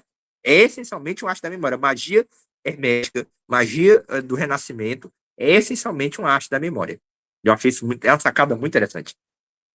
De entender que, no fundo, você está procurando um esquema que te ajude a fortalecer tua memória. A gente esqueceu isso. Ninguém fala isso no Mundo Mágico, né? Isso para mim foi uma sacada genial, assim, não só da Francie Yates, como também de estar estudando a história do Renascimento, né? Eu sempre tive essa intuição de que estudar o Renascimento é vital para nós que gostamos de Levi e gostamos desse grande insight poético metafísico que é essa ideia de que o tarô é a grande chave universal. O que o livro Levi vai dizer é justamente isso, e que o tarô ele cumpre essa função perfeitamente, né? E assim, embora o Ulisses Levi tenha achado na época que era realmente egípcio, que isso era na verdade egípcio memorial, ele achava que era, a gente viu depois da pedra de Roseta que não é egípcio, coisa nenhuma, mesmo assim, eu acho que isso não perde a sua eficácia mágica, sabe? A sua eficácia mística. Então, eu acho que a gente pode pegar a cabala hermética, mesmo sabendo que ela não é o hermetismo lá do Egito antigo, como os ocultistas queriam fazer a gente entender, engolir isso a seco, mas eu acho que, por mais que não seja, não perde o seu poder quanto instrumento mnemônico. Entende? A cabala hermética é um instrumento mnemônico para a magia. É por isso que a gente vai agora para a cabala hermética. Entende? Porque, poxa, então a gente tem que exercitar essa arte da memória, né? E aí, claro, que o sistema que cabe a cada um, a gnose que cabe a cada um. Se alguém segue a escola inglesa, da associação e tal, aí é uma coisa, a escola francesa é outra, né? Eu sigo uma perspectiva. Para mim, toda a doutrina esotérica está nos 22 arcanos, está no 1 ao 10, chave pitagórica, e se resume em três números: o 3, o 7 e o 12. O 3 é o divino, o 7 é o humano e o 12 é a natureza. Homem, natureza, Deus, né? Deus a Trindade, o homem o setenário, né? E por isso que nós enxergamos 7 cores do arco-íris, apesar de ter infinitas cores, e o 12 a natureza. Não é à toa que os diamonds, né, vão ser 12 vezes 3, 36 diamonds, né? E se você somar 7 mais 3 mais 12, dá 22, que são 22 arcanos maiores do tarô, 22 capítulos do Apocalipse e os 22 caminhos da árvore da vida. Então, 7, 3, 12, dá 22. Então, eu acho que isso é uma tentativa de arte da memória interessante, né? Não é à toa que o 12 é divisível por 4, né? Tem os quaternários, arcanos menores e por aí vai. Eu tendo a pensar assim nessa perspectiva. Enfim, é isso. Querem falar mais alguma coisa? Pode falar, galera. Fala, galera. Boa noite, boa noite. Tchai, Anael, parabéns, viu? Que aula fantástica, muitos insights, muito bom. Só gratidão e elogios aí. Cara, eu queria pegar esse gancho da imaginação e o gancho do Caio acerca da vida e da morte, da reencarnação, né? Quando tu falou sobre a imaginação, eu fiquei pensando e meditando como era a vida do faraó, né? O faraó, ele imaginava muito, ele precisava imaginar para que a vida acontecesse, né? Então ele acordava cedinho antes do sol, ele imaginava ali o sol nascendo, né? E o sol nascia. E aí existe uma relação muito grande entre a imaginação e a vida do faraó e do mago. E aí eu fiquei pensando, será que todos nós, não estamos imaginando todo o tempo, né? E o mundo acontecendo no mundo da imaginação. E aí eu pensei, cara, a imaginação, né? A vida, a nossa vida se dá no mundo da imaginação. E aí tem a morte no meio do caminho, dessa nossa trajetória, né? Desse nosso caminho iniciático, tem a morte. E aqui, o que me encanta nas possibilidades da mesa do mago é a possibilidade de uma possível ressurreição, que é diferente da reencarnação. Porque na ressurreição é uma ideia de que talvez, eu não sei, você me corrige, a gente vai conversando. É como se o meu ego ele passasse pela segunda morte, né? A ideia de passar pela segunda morte, preservar um pouco o ego, o Anael não se perder, o Anael ele continuar existente mesmo depois da morte. E com a imaginação de hoje, a gente vai criando esse Ítalo do futuro, esse Anael do futuro, que passará pela segunda morte. O que é que tu acha disso? Fiz-me entender? Olha, é uma ressurreição mística, né? Assim, um renascimento místico, no sentido de eu forjar uma personalidade de luz, vamos dizer assim, ela sobrevive. eu morro. Não sei se é isso que você está dizendo, né? Construir uma persona, né? E isso me lembra uma frase agora do Morales, né? Deixa eu ver se eu procuro aqui, que diz assim, sobre isso aí, mais ou menos, que diz assim, cadê? Eu não vou achar agora. Mas essa questão da segunda morte, ela é a morte de fato do ego, né? Da dissolução, né? Isso é isso? É porque a segunda morte é É, ligada a Paulo, né? Fala aí, vai. Fala um pouquinho o que seria essa segunda morte, enquanto eu procuro aqui. Fala aí. beleza, beleza. Eu acho que um dos diferenciais da proposta cristã é justamente a ressurreição. O judaísmo acreditava que você ia ressuscitar no corpo, né, corporeamente depois de um tempo, né, no mundo dos mortos, né? Com Cristo, a proposta cristã, e eu acho que no gnosticismo ali primitivo também, né, era esse lance de você vencer e sair, né, do mundo do samsara e tal. Eu consegui realmente sair, se levar aí para o seu de Abraão e para o Abba, né? E realmente, assim como Cristo, a Ah, proposta de eu um Cristo que entendi. desce e que sobe, né? É ele que sobe. E é a proposta da igreja de que a gente também vai subir como ego, como um momento onde vai ter o ídolo, né? Ou então um ídolo elevado, um ídolo superior, né? Mas vai existir um ego ali, né? Presente, que passará Eu pela entendi. segunda morte, Sim, eu entendi. entendeu? E de E não fato, na né? introdução do faraó, onde ele realmente é muito bonito e profundo, ele introspecta e ele vive o seu reino fúndico ali, por eternidades, e é massa, é mágico, massa, mas talvez uma massa fosse ele vivo. E vivo está, né? Não sei. É, eu entendi. Eu entendi. É interessante porque, assim, de fato, o faraó e o Egito está dentro de um naturalismo. Essa é a palavra, né? A proposta cristã é uma proposta de um supranaturalismo. É isso que é difícil a galera entender, né? O cristianismo, ele propõe algo supranatural, né? Ou seja, a hierarquia angélica, ela é supranatural, né? Os astros têm a hierarquia dos astros. Então, ou seja, quando o faraó precisava do corpo, né, para estar vivo no outro mundo, ele estaria ainda numa esfera astral planetária, né? Não estaria na supraesfera. Eu acho interessante essa proposta porque, sim, o cristianismo tem uma proposta de uma ressurreição dos mortos, né? Ou seja, de uma persona que no juízo final vai ser descartada, e aí a segunda morte, ou vai para o reino dos céus, né? Essa é a perspectiva cristã dogmática, vamos dizer assim, a perspectiva da massa. O cristianismo do cristianismo eclesial, né? É de fato essa. O que eu queria trazer é a do cristianismo esotérico, porque o cristianismo esotérico ele vai fazer uma pequena diferença nessa questão do que sobrevive. Porque no cristianismo esotérico, pelo menos Jacob Boehme, essa persona que vai sobreviver após a morte, se ela for uma persona de luz, é o espírito. O espírito que vai nascer. Então, o espírito é construído. Eu morro, eu vou pro. Eu sou casa das estrelas. Pedro Allan, Anael Queiroz, é apenas uma coagulação temporária de forças elementais e astrais. Isso não entra no céu, né? Assim, no cristianismo dogmático é como se esse corpo fosse o corpo, né, astral biológico, né, químico. Esse corpo não entra no céu, porque esse corpo é da alma do mundo, é da alma da terra. Se durante a minha vida eu conseguir fazer a persona mágica, a persona mística, o Cristo, né? Se eu conseguir, se minha alma conseguir renascer, é o renascimento místico, é essa persona que sai da tumba. Quem é essa tumba? O corpo. O corpo é a tumba do espírito, né? Então, isso é florescer. Então, quem vai para o ser de Abraão é essa personalidade que durante a minha vida cruzes, ela vai nascer de mim. Mas ela não sou eu em relação ao Anael aqui, olhando. Eu aqui, ela não sou eu. Mas do ponto de vista do absoluto, ela é a minha essência. É interessante isso, né? É como se, por exemplo, a gota e o oceano. É mais ou menos isso. O oceano é a essência da gota, né?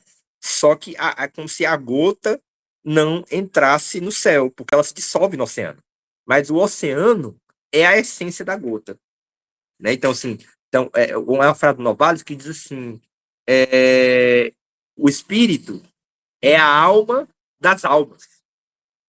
Olha como é interessante, né? Ou seja, o espírito é a alma das almas. Tem as almas e tem o princípio alma das almas. Porque a alma, ela tem o princípio corpo e o princípio alma. Dentro dela, ela repete esse padrão. Nós temos corpo e alma? Sim, a própria alma tem alma e corpo.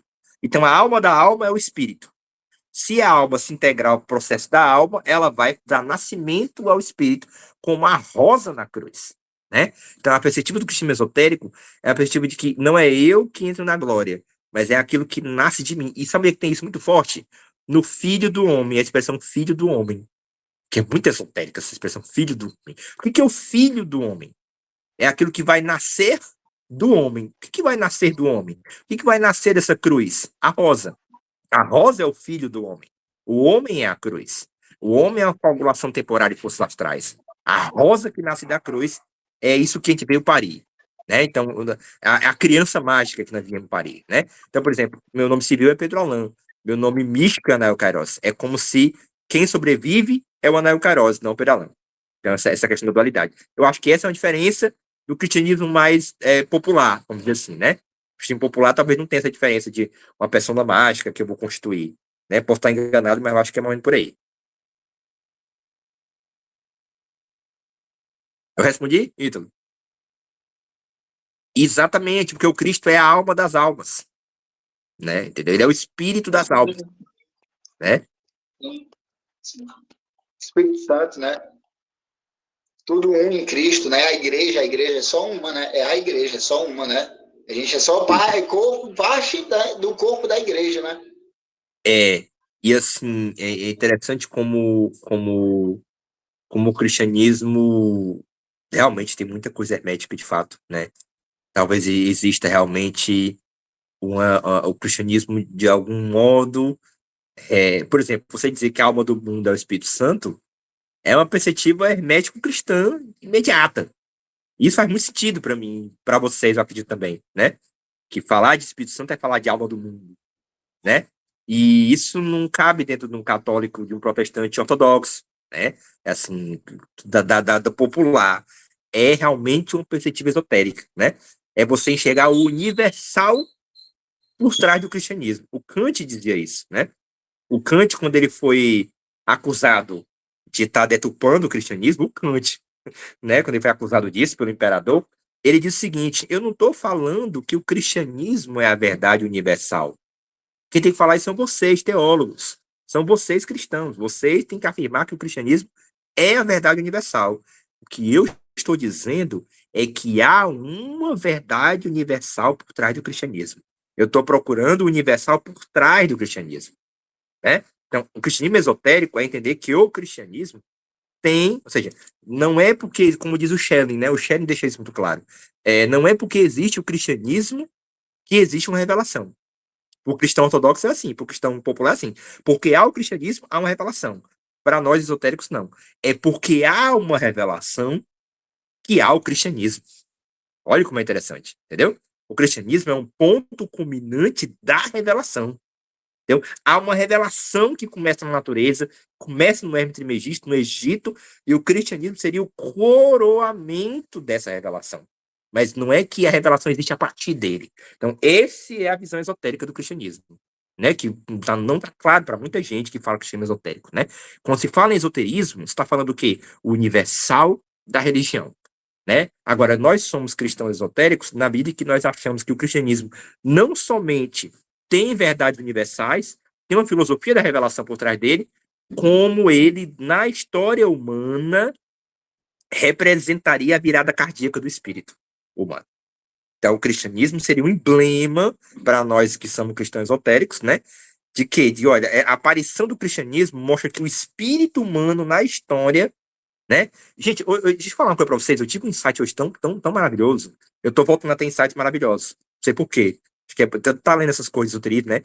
Como o Jordano Bruno me ensinou que quanto mais a gente conversa sobre isso, mais isso conversa sobre a gente também. É incrível. A coisa começa a falar com a gente. Eu tive um insight tão interessante hoje. Poxa, o cristianismo, vocês vão entender claramente isso aqui. Uma chave estética. O cristianismo, gente, é o entardecer. É o pôr do sol. É a cruz. é a noite, é da transição do dia para a noite. Por quê? Porque ele nasceu numa época onde era o entardecer de uma cultura, o fim do Império Romano. Tá tudo se destruindo. Então, enquanto o paganismo é o amanhecer, o dia, a beleza, né? Ou seja, o Hermes, né? O otimismo, o mundo é obra do divino, as estrelas brilham, pula e não sei o quê, e o homem é isso, e o homem é um grande milagre. É o amanhecer. O entardecer cristão é a cruz, entende? É a soberana mãe do mundo. E é por isso que eu me arrepio todinho. A grande figura metafísica que tem que estar numa mística mágica cristã é Sofia, é a mãe do mundo, é a divina mãe do mundo, né? Por isso que o Giordano Bruno tinha razão de dizer, olha, vocês protestantes estão fazendo críticas boas à Igreja Católica? Estão. A Igreja Católica está muito corrompida. Mas vocês esqueceram a grande mãe do mundo, que é uma chave do mago. O mago não vive sem a mãe divina. A mãe divina é uma chave imperiosa para quem quer pensar um cristianismo mágico. Por quê? Porque ela é uma das figuras que surgem na gnose cristã. Quando você entra na gnose cristã, vai surgir Lúcifer, vai surgir Sofia, vai surgir o Espírito Santo. Essas figuras bíblicas, gente, são figuras do processo iniciático. E Sofia é um processo iniciático. Por que eu estou dizendo Sofia? Porque se ela é a mãe do mundo, ela é a noite. Se o cristianismo é um entardecer, o que é o entardecer? A passagem do dia para a noite. A passagem de um reino de luz, né? Claridade, para o reino de mistério. Por isso os mistérios cristãos. Por isso o mistério iniciático cristão. Por isso que os católicos, quando rezam o texto, eles rezam os mistérios gozosos, os mistérios gloriosos. Do que eles tiram esse conceito de mistério? Da misteriologia greco-romana, né? Dos mistérios ali de Deleuze, da Grécia, né? Então, o que era aquilo ali? Era o entardecer da cultura. Gente, a egrégora da Antiguidade Tardia era uma egrégora mórbida, fúnebre. Entende isso? Então, o cristianismo é a cruz, é fúnebre, é catacumba. Os caras ficavam na catacumba, onde morria gente. Os cultos eram na catacumba. Que coisa mais sinistra, que coisa mais assim, cemitério. Né? E hoje a gente perdeu, né? O cristianismo é essencialmente uma doutrina de cemitério, entendeu? Mas é a vitória sobre a morte. É incrível isso, né? Porque ao mesmo tempo a cruz é a vitória sobre o mal e sobre a morte, enquanto chave do espírito humano, né? Tem uma galera que não entendeu, ou não quis entender, eu não sei por quê. Quando eu falo isso, tem gente que insiste em estar dizendo que eu estou fazendo uma apologia à igreja, ao cristianismo ortodoxo. Meu Deus do céu, gente, meu Deus do céu. Entende? Você não entender que o cristianismo, que todas as religiões são chaves do espírito humano, né? Qual é a dificuldade de entender isso? Né? Qual é a dificuldade de entender que todas elas existem porque existe uma revelação? Né? Agora, claro, a gente que tem uma inclinação à gnose cristã, a gente vai colocar o cristianismo como uma fase culminante da história, né? Do processo do autodesvelamento do espírito. Né? Talvez não culminante, né? Mas é essencial porque vai vir o rosicrucianismo depois. Mas enfim, é isso. Deu pra entender, né, Heitor?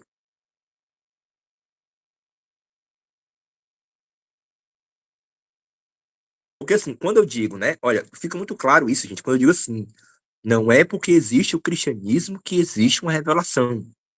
É porque existe uma revelação que existe o cristianismo. Essa é a frase da virada, entendeu? Do cristianismo ortodoxo, popular, eclesial para um cristianismo esotérico. Essa frase do Sharing, para mim, ele diz, pronto, ele está explicando o que ele está querendo dizer quando ele fala de cristianismo. E é isso que nós, esotéricos cristãos, entendemos. Há uma revelação. E começa na natureza, começa no mundo orgânico, começa no mundo químico. A natureza começa no mundo químico, começa no mundo eletroquímico. Ali já tem a revelação. Entende? Ela vai se constituindo na natureza, os animais, o homem, o paganismo, o cristianismo, o rosacrucianismo. E depois, aí vem o meu lado profético, né? Eu acho que o rosacrucianismo é uma reforma do cristianismo, da igreja cristã, que caiu, tanto luterana como católica, elas caíram, elas se juntaram com o poder de Estado, elas são a prostituta do Apocalipse, elas são anticristãs, o anticristo é a igreja, o Jacob Boehme, tanto luterano como católico, a igreja luterana e católica é o anticristo, né? Por isso que ele anuncia o reino do lírio, e eu acredito hoje em dia que o próprio rosacrucianismo tenha caído também, e tentando renascer aqui na América Latina, né? Então eu sou muito, cada vez mais, me entendendo, né? E nos entendendo aqui como continuadores de um esforço, de um espírito do rosacrucianismo da América Latina. Eu acho que é por aí que a gente está continuando mais ou menos esse processo. Krumheller, quer queira ou quer não, você sabe que eu não gosto do Samuel V.O., né? Mas ele é um representante do rosacrucianismo da América Latina.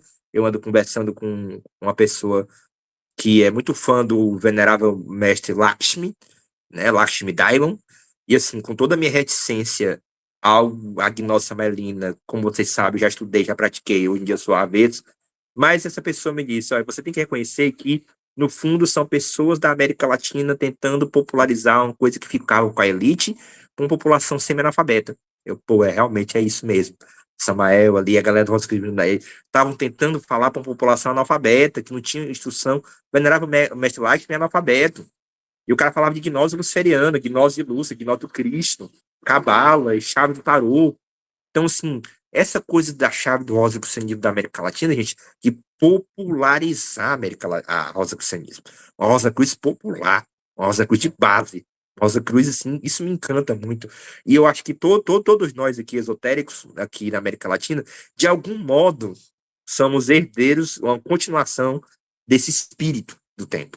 Mas aí é uma questão profética, um pensamento profético que eu tenho, uma intuição profética que eu tenho. Eu acho que é o rosacrucianismo Inclusive, o rosacrucianismo da América Latina, olha como é interessante, vai bater no santo time. Porque a comunhão esotérica do pensamento é uma continuação do espírito do rosacrucianismo da América Latina. Não tem como negar isso. E a gente sabe que o próprio Santo Daime, o mestre Irineu, antes de ter a ideia do Santo Daime, né, ele achava que ele queria apenas formar um tátua, uma linha, onde se pegava a comunhão esotérica do pensamento, mas tomava ayahuasca. Aí ele mandou uma carta para lá, ó, eu quero montar um tátua, eu quero continuar com o meu esotérico do pensamento, mas tomando ayahuasca junto. Aí a galera lá negou, lá de cima negou a priori, né? Mas assim, olha como o mestre Irineu, antes de pensar no Daime, ele se enxergava como um continuador da comunhão esotérica do pensamento, ou seja, continuação do rosacrucianismo da América Latina. A consagração do aposento é uma oração da comunhão esotérica do pensamento, que está dentro do Santo Daime. Todo trabalho do Santo Daime começa com essa consagração, né? E, claro, tem influência do mentalismo e várias outras coisas, né? Agora, o que eu acho é que, enquanto nós aqui do rosacrucianismo da América Latina, Brasil, é a gente fazer a ponte com a Umbanda, com o Candomblé, com o Santo Daime, com a Jurema, com a Rosa Cruz. É o que eu penso, né? Eu penso que nós, não é que nós precisamos fazer essa ponte, nós já somos essa ponte, né? Porque nós somos atravessados de religiosidade nativa e espiritualidade europeia. Rosa Cruz, entende? Então, eu acho que a nossa chave é fazer aí a grande democracia, né? A grande razão comunicativa do Habermas, né? Fazer essa grande acordo entre o europeu e o índio, né? Assim, um encontro, né? Entende isso? Assim, que não aconteceu na história. A história é a história do mal, né? Da opressão, mas que acontece num campo mágico, num campo místico, né? Então, eu fui atravessado totalmente por essa coisa salomônica, de Portugal, da Europa, do Novaes e tudo. Gente, eu piro escutando o Richard Wagner, Parsifal, eu entro numa gnose tremenda, entendeu? E eu bato tambor para Iemanjá, para Jurema, do mesmo jeito, tomo time, entendeu? Assim, então, como é que é isso, né? Como é que é isso? É você chegar aqui por trás dessas religiões, tem a magia. A magia é a religião universal. Livro Levi está certíssimo isso, entendeu? E, para finalizar essa questão, eu acredito que a cabala hermética e essa arte mnemônica europeia, ela é muito interessante para toda pessoa que quer fazer um trabalho esotérico, ou seja, um trabalho não com religião específica, mas com o universal da religião. Pode falar, Caio. Fazendo uma ponte com. Agora que você voltou à questão da arte da memória, eu estava pensando muito no William Butler Yeats, o poeta que chutou o Crowley da Golden Dawn, literalmente. E tem uma frase dele que eu já postei no grupo, e é uma frase na qual eu penso sempre. E eu não vou lembrar dela 100%, mas ele diz que a magia tem três princípios. Que uma é que as mentes podem sangrar nas outras mentes, no sentido assim, um poeta pode transmitir as ideias, as emoções dele para outras pessoas. Daí eu acho que o segundo princípio é de que através dos gestos e das palavras da magia, você acessa a memória da própria natureza em si, que é a memória que todos nós temos. E eu estava pensando nessa questão prática da magia, de invocações, incorporações, conjurações, e como todas essas coisas, levando para um lado mais junguiano, são talvez memórias, lembranças dessa consciência da própria natureza ou do arquétipos do inconsciente coletivo, né, como colocaria o Jung, porque a própria ideia de arquétipo já pressupõe uma memória, já que arque, né, de antiga, o arquetipo, o tipo antigo. E isso me fez pensar até numa questão cabalística, assim, do objetivo ser o retorno a Keter, retorno à luz primordial. Então, no fim, o objetivo mágico, não mágico, mas místico, acaba sendo esse retorno aos primórdios.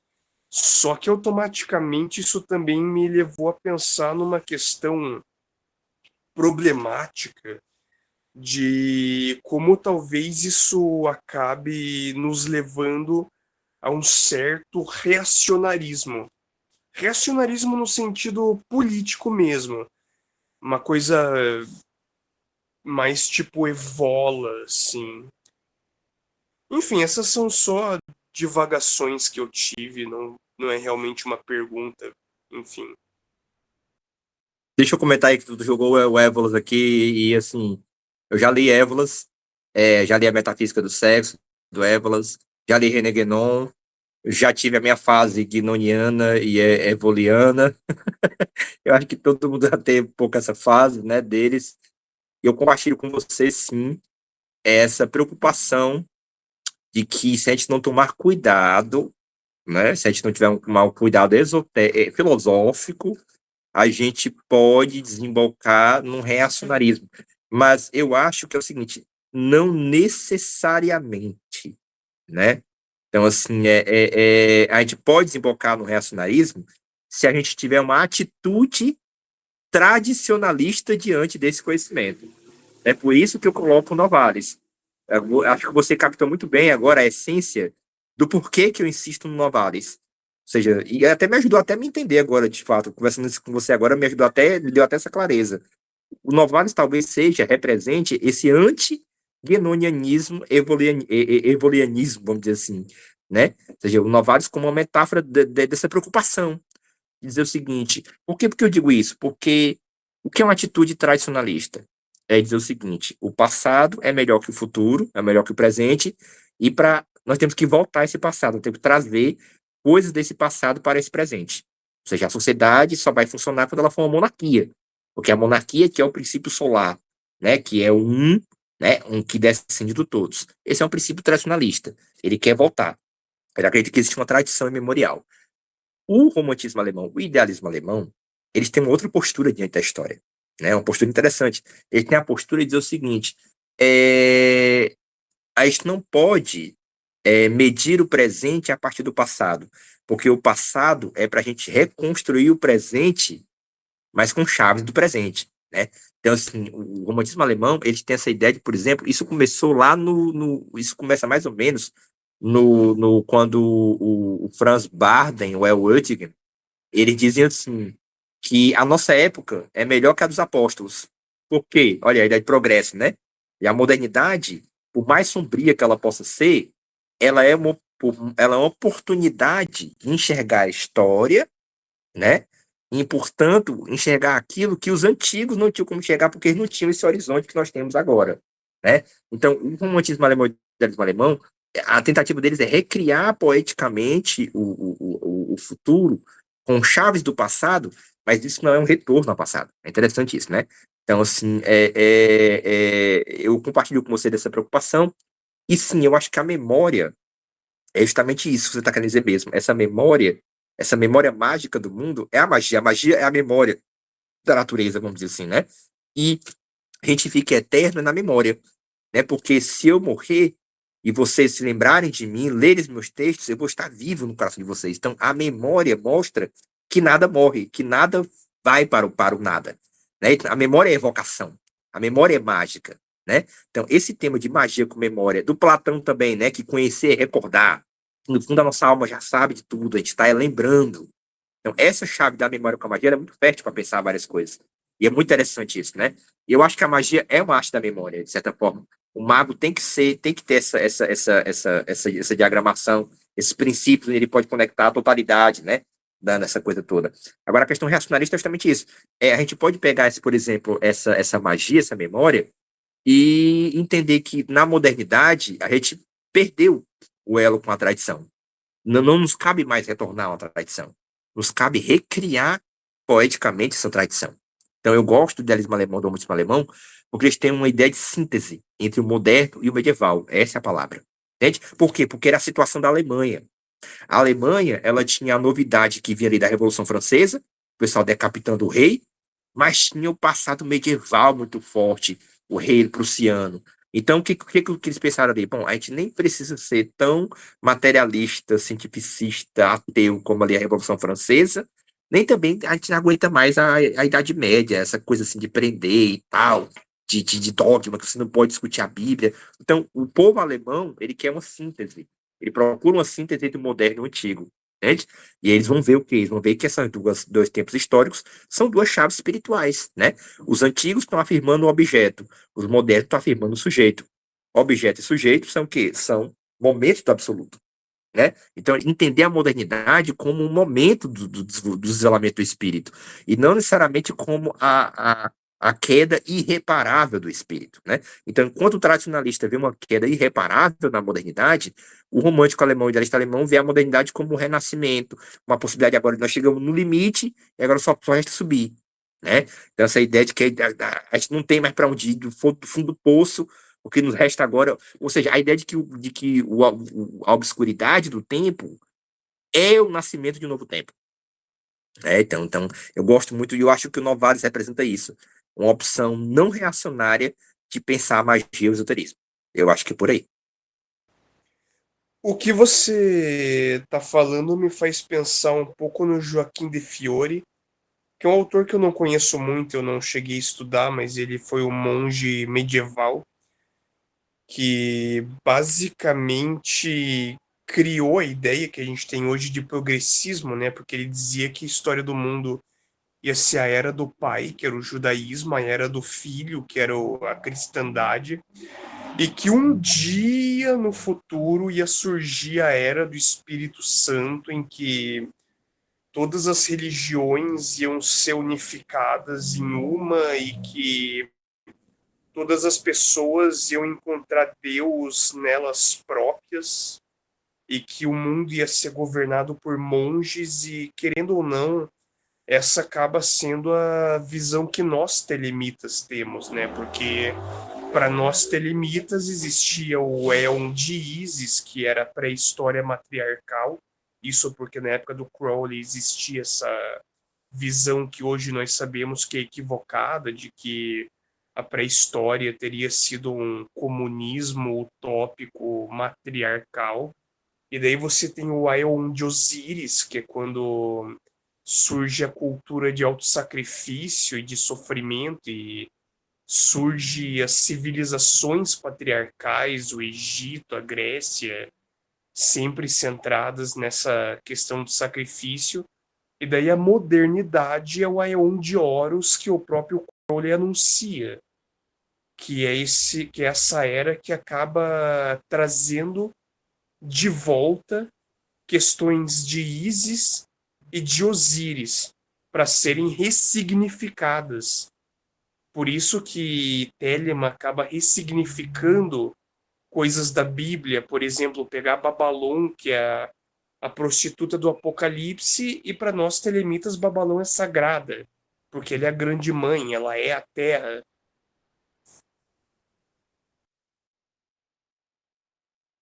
Muito interessante isso que você falou. Desculpe se eu tiver interrompido, se não tiver terminado a fala, mas é, Joaquim de Fiore influenciou muito Lutero e influenciou muito os românticos alemães depois, o idealismo alemão depois, que essa ideia realmente que a era do Espírito Santo, né, que já está, depois da morte do Cristo, já começou a era do Espírito Santo, é mais ou menos assim. E claro que isso tem um eco do profetismo judaico, né? Enquanto os gregos eles procuravam os sinais na natureza, os judeus procuravam os sinais históricos. Então, o judeu tem essa coisa, né? Do Gênesis ao Apocalipse, né? A espera do Messias, da salvação histórica. Então, o profetismo judaico escoa para o cristianismo, e o Joaquim Fiore é um exemplo disso, e sim, é uma ideia de progresso, né? Que por mais que a gente tenha dificuldade de enxergar hoje, porque a gente está imerso num caos social, cultural, histórico tremendo, para você enxergar esse progresso, você tem que sair a perspectiva, olhar o ângulo mais na totalidade, né? E aí você enxerga realmente que, poxa, o humanismo, né, o cristianismo, né, a ideia de que todos nós somos filhos de Deus, é a dignidade humana, né? E depois da Revolução Francesa parou de esquartejar as pessoas assim, em praça pública, passou só a ser a guilhotina para ser rápido. Sabe, o Foucault que trabalha bastante isso, né? Os modos de tortura como foram se humanizando, né? Que é uma herança da cultura cristã, enfim.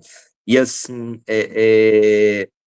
essa ideia, né? E Telemann tem isso mesmo, eu acho que você diagnosticou isso muito bem, né? Assim, o Telemann tem um progressismo pagão, vamos dizer assim, né? Não dizer um progressismo cristão, mas um progressismo meio paganizado, vamos dizer assim. E tem isso mesmo de no final tem o coroamento da questão.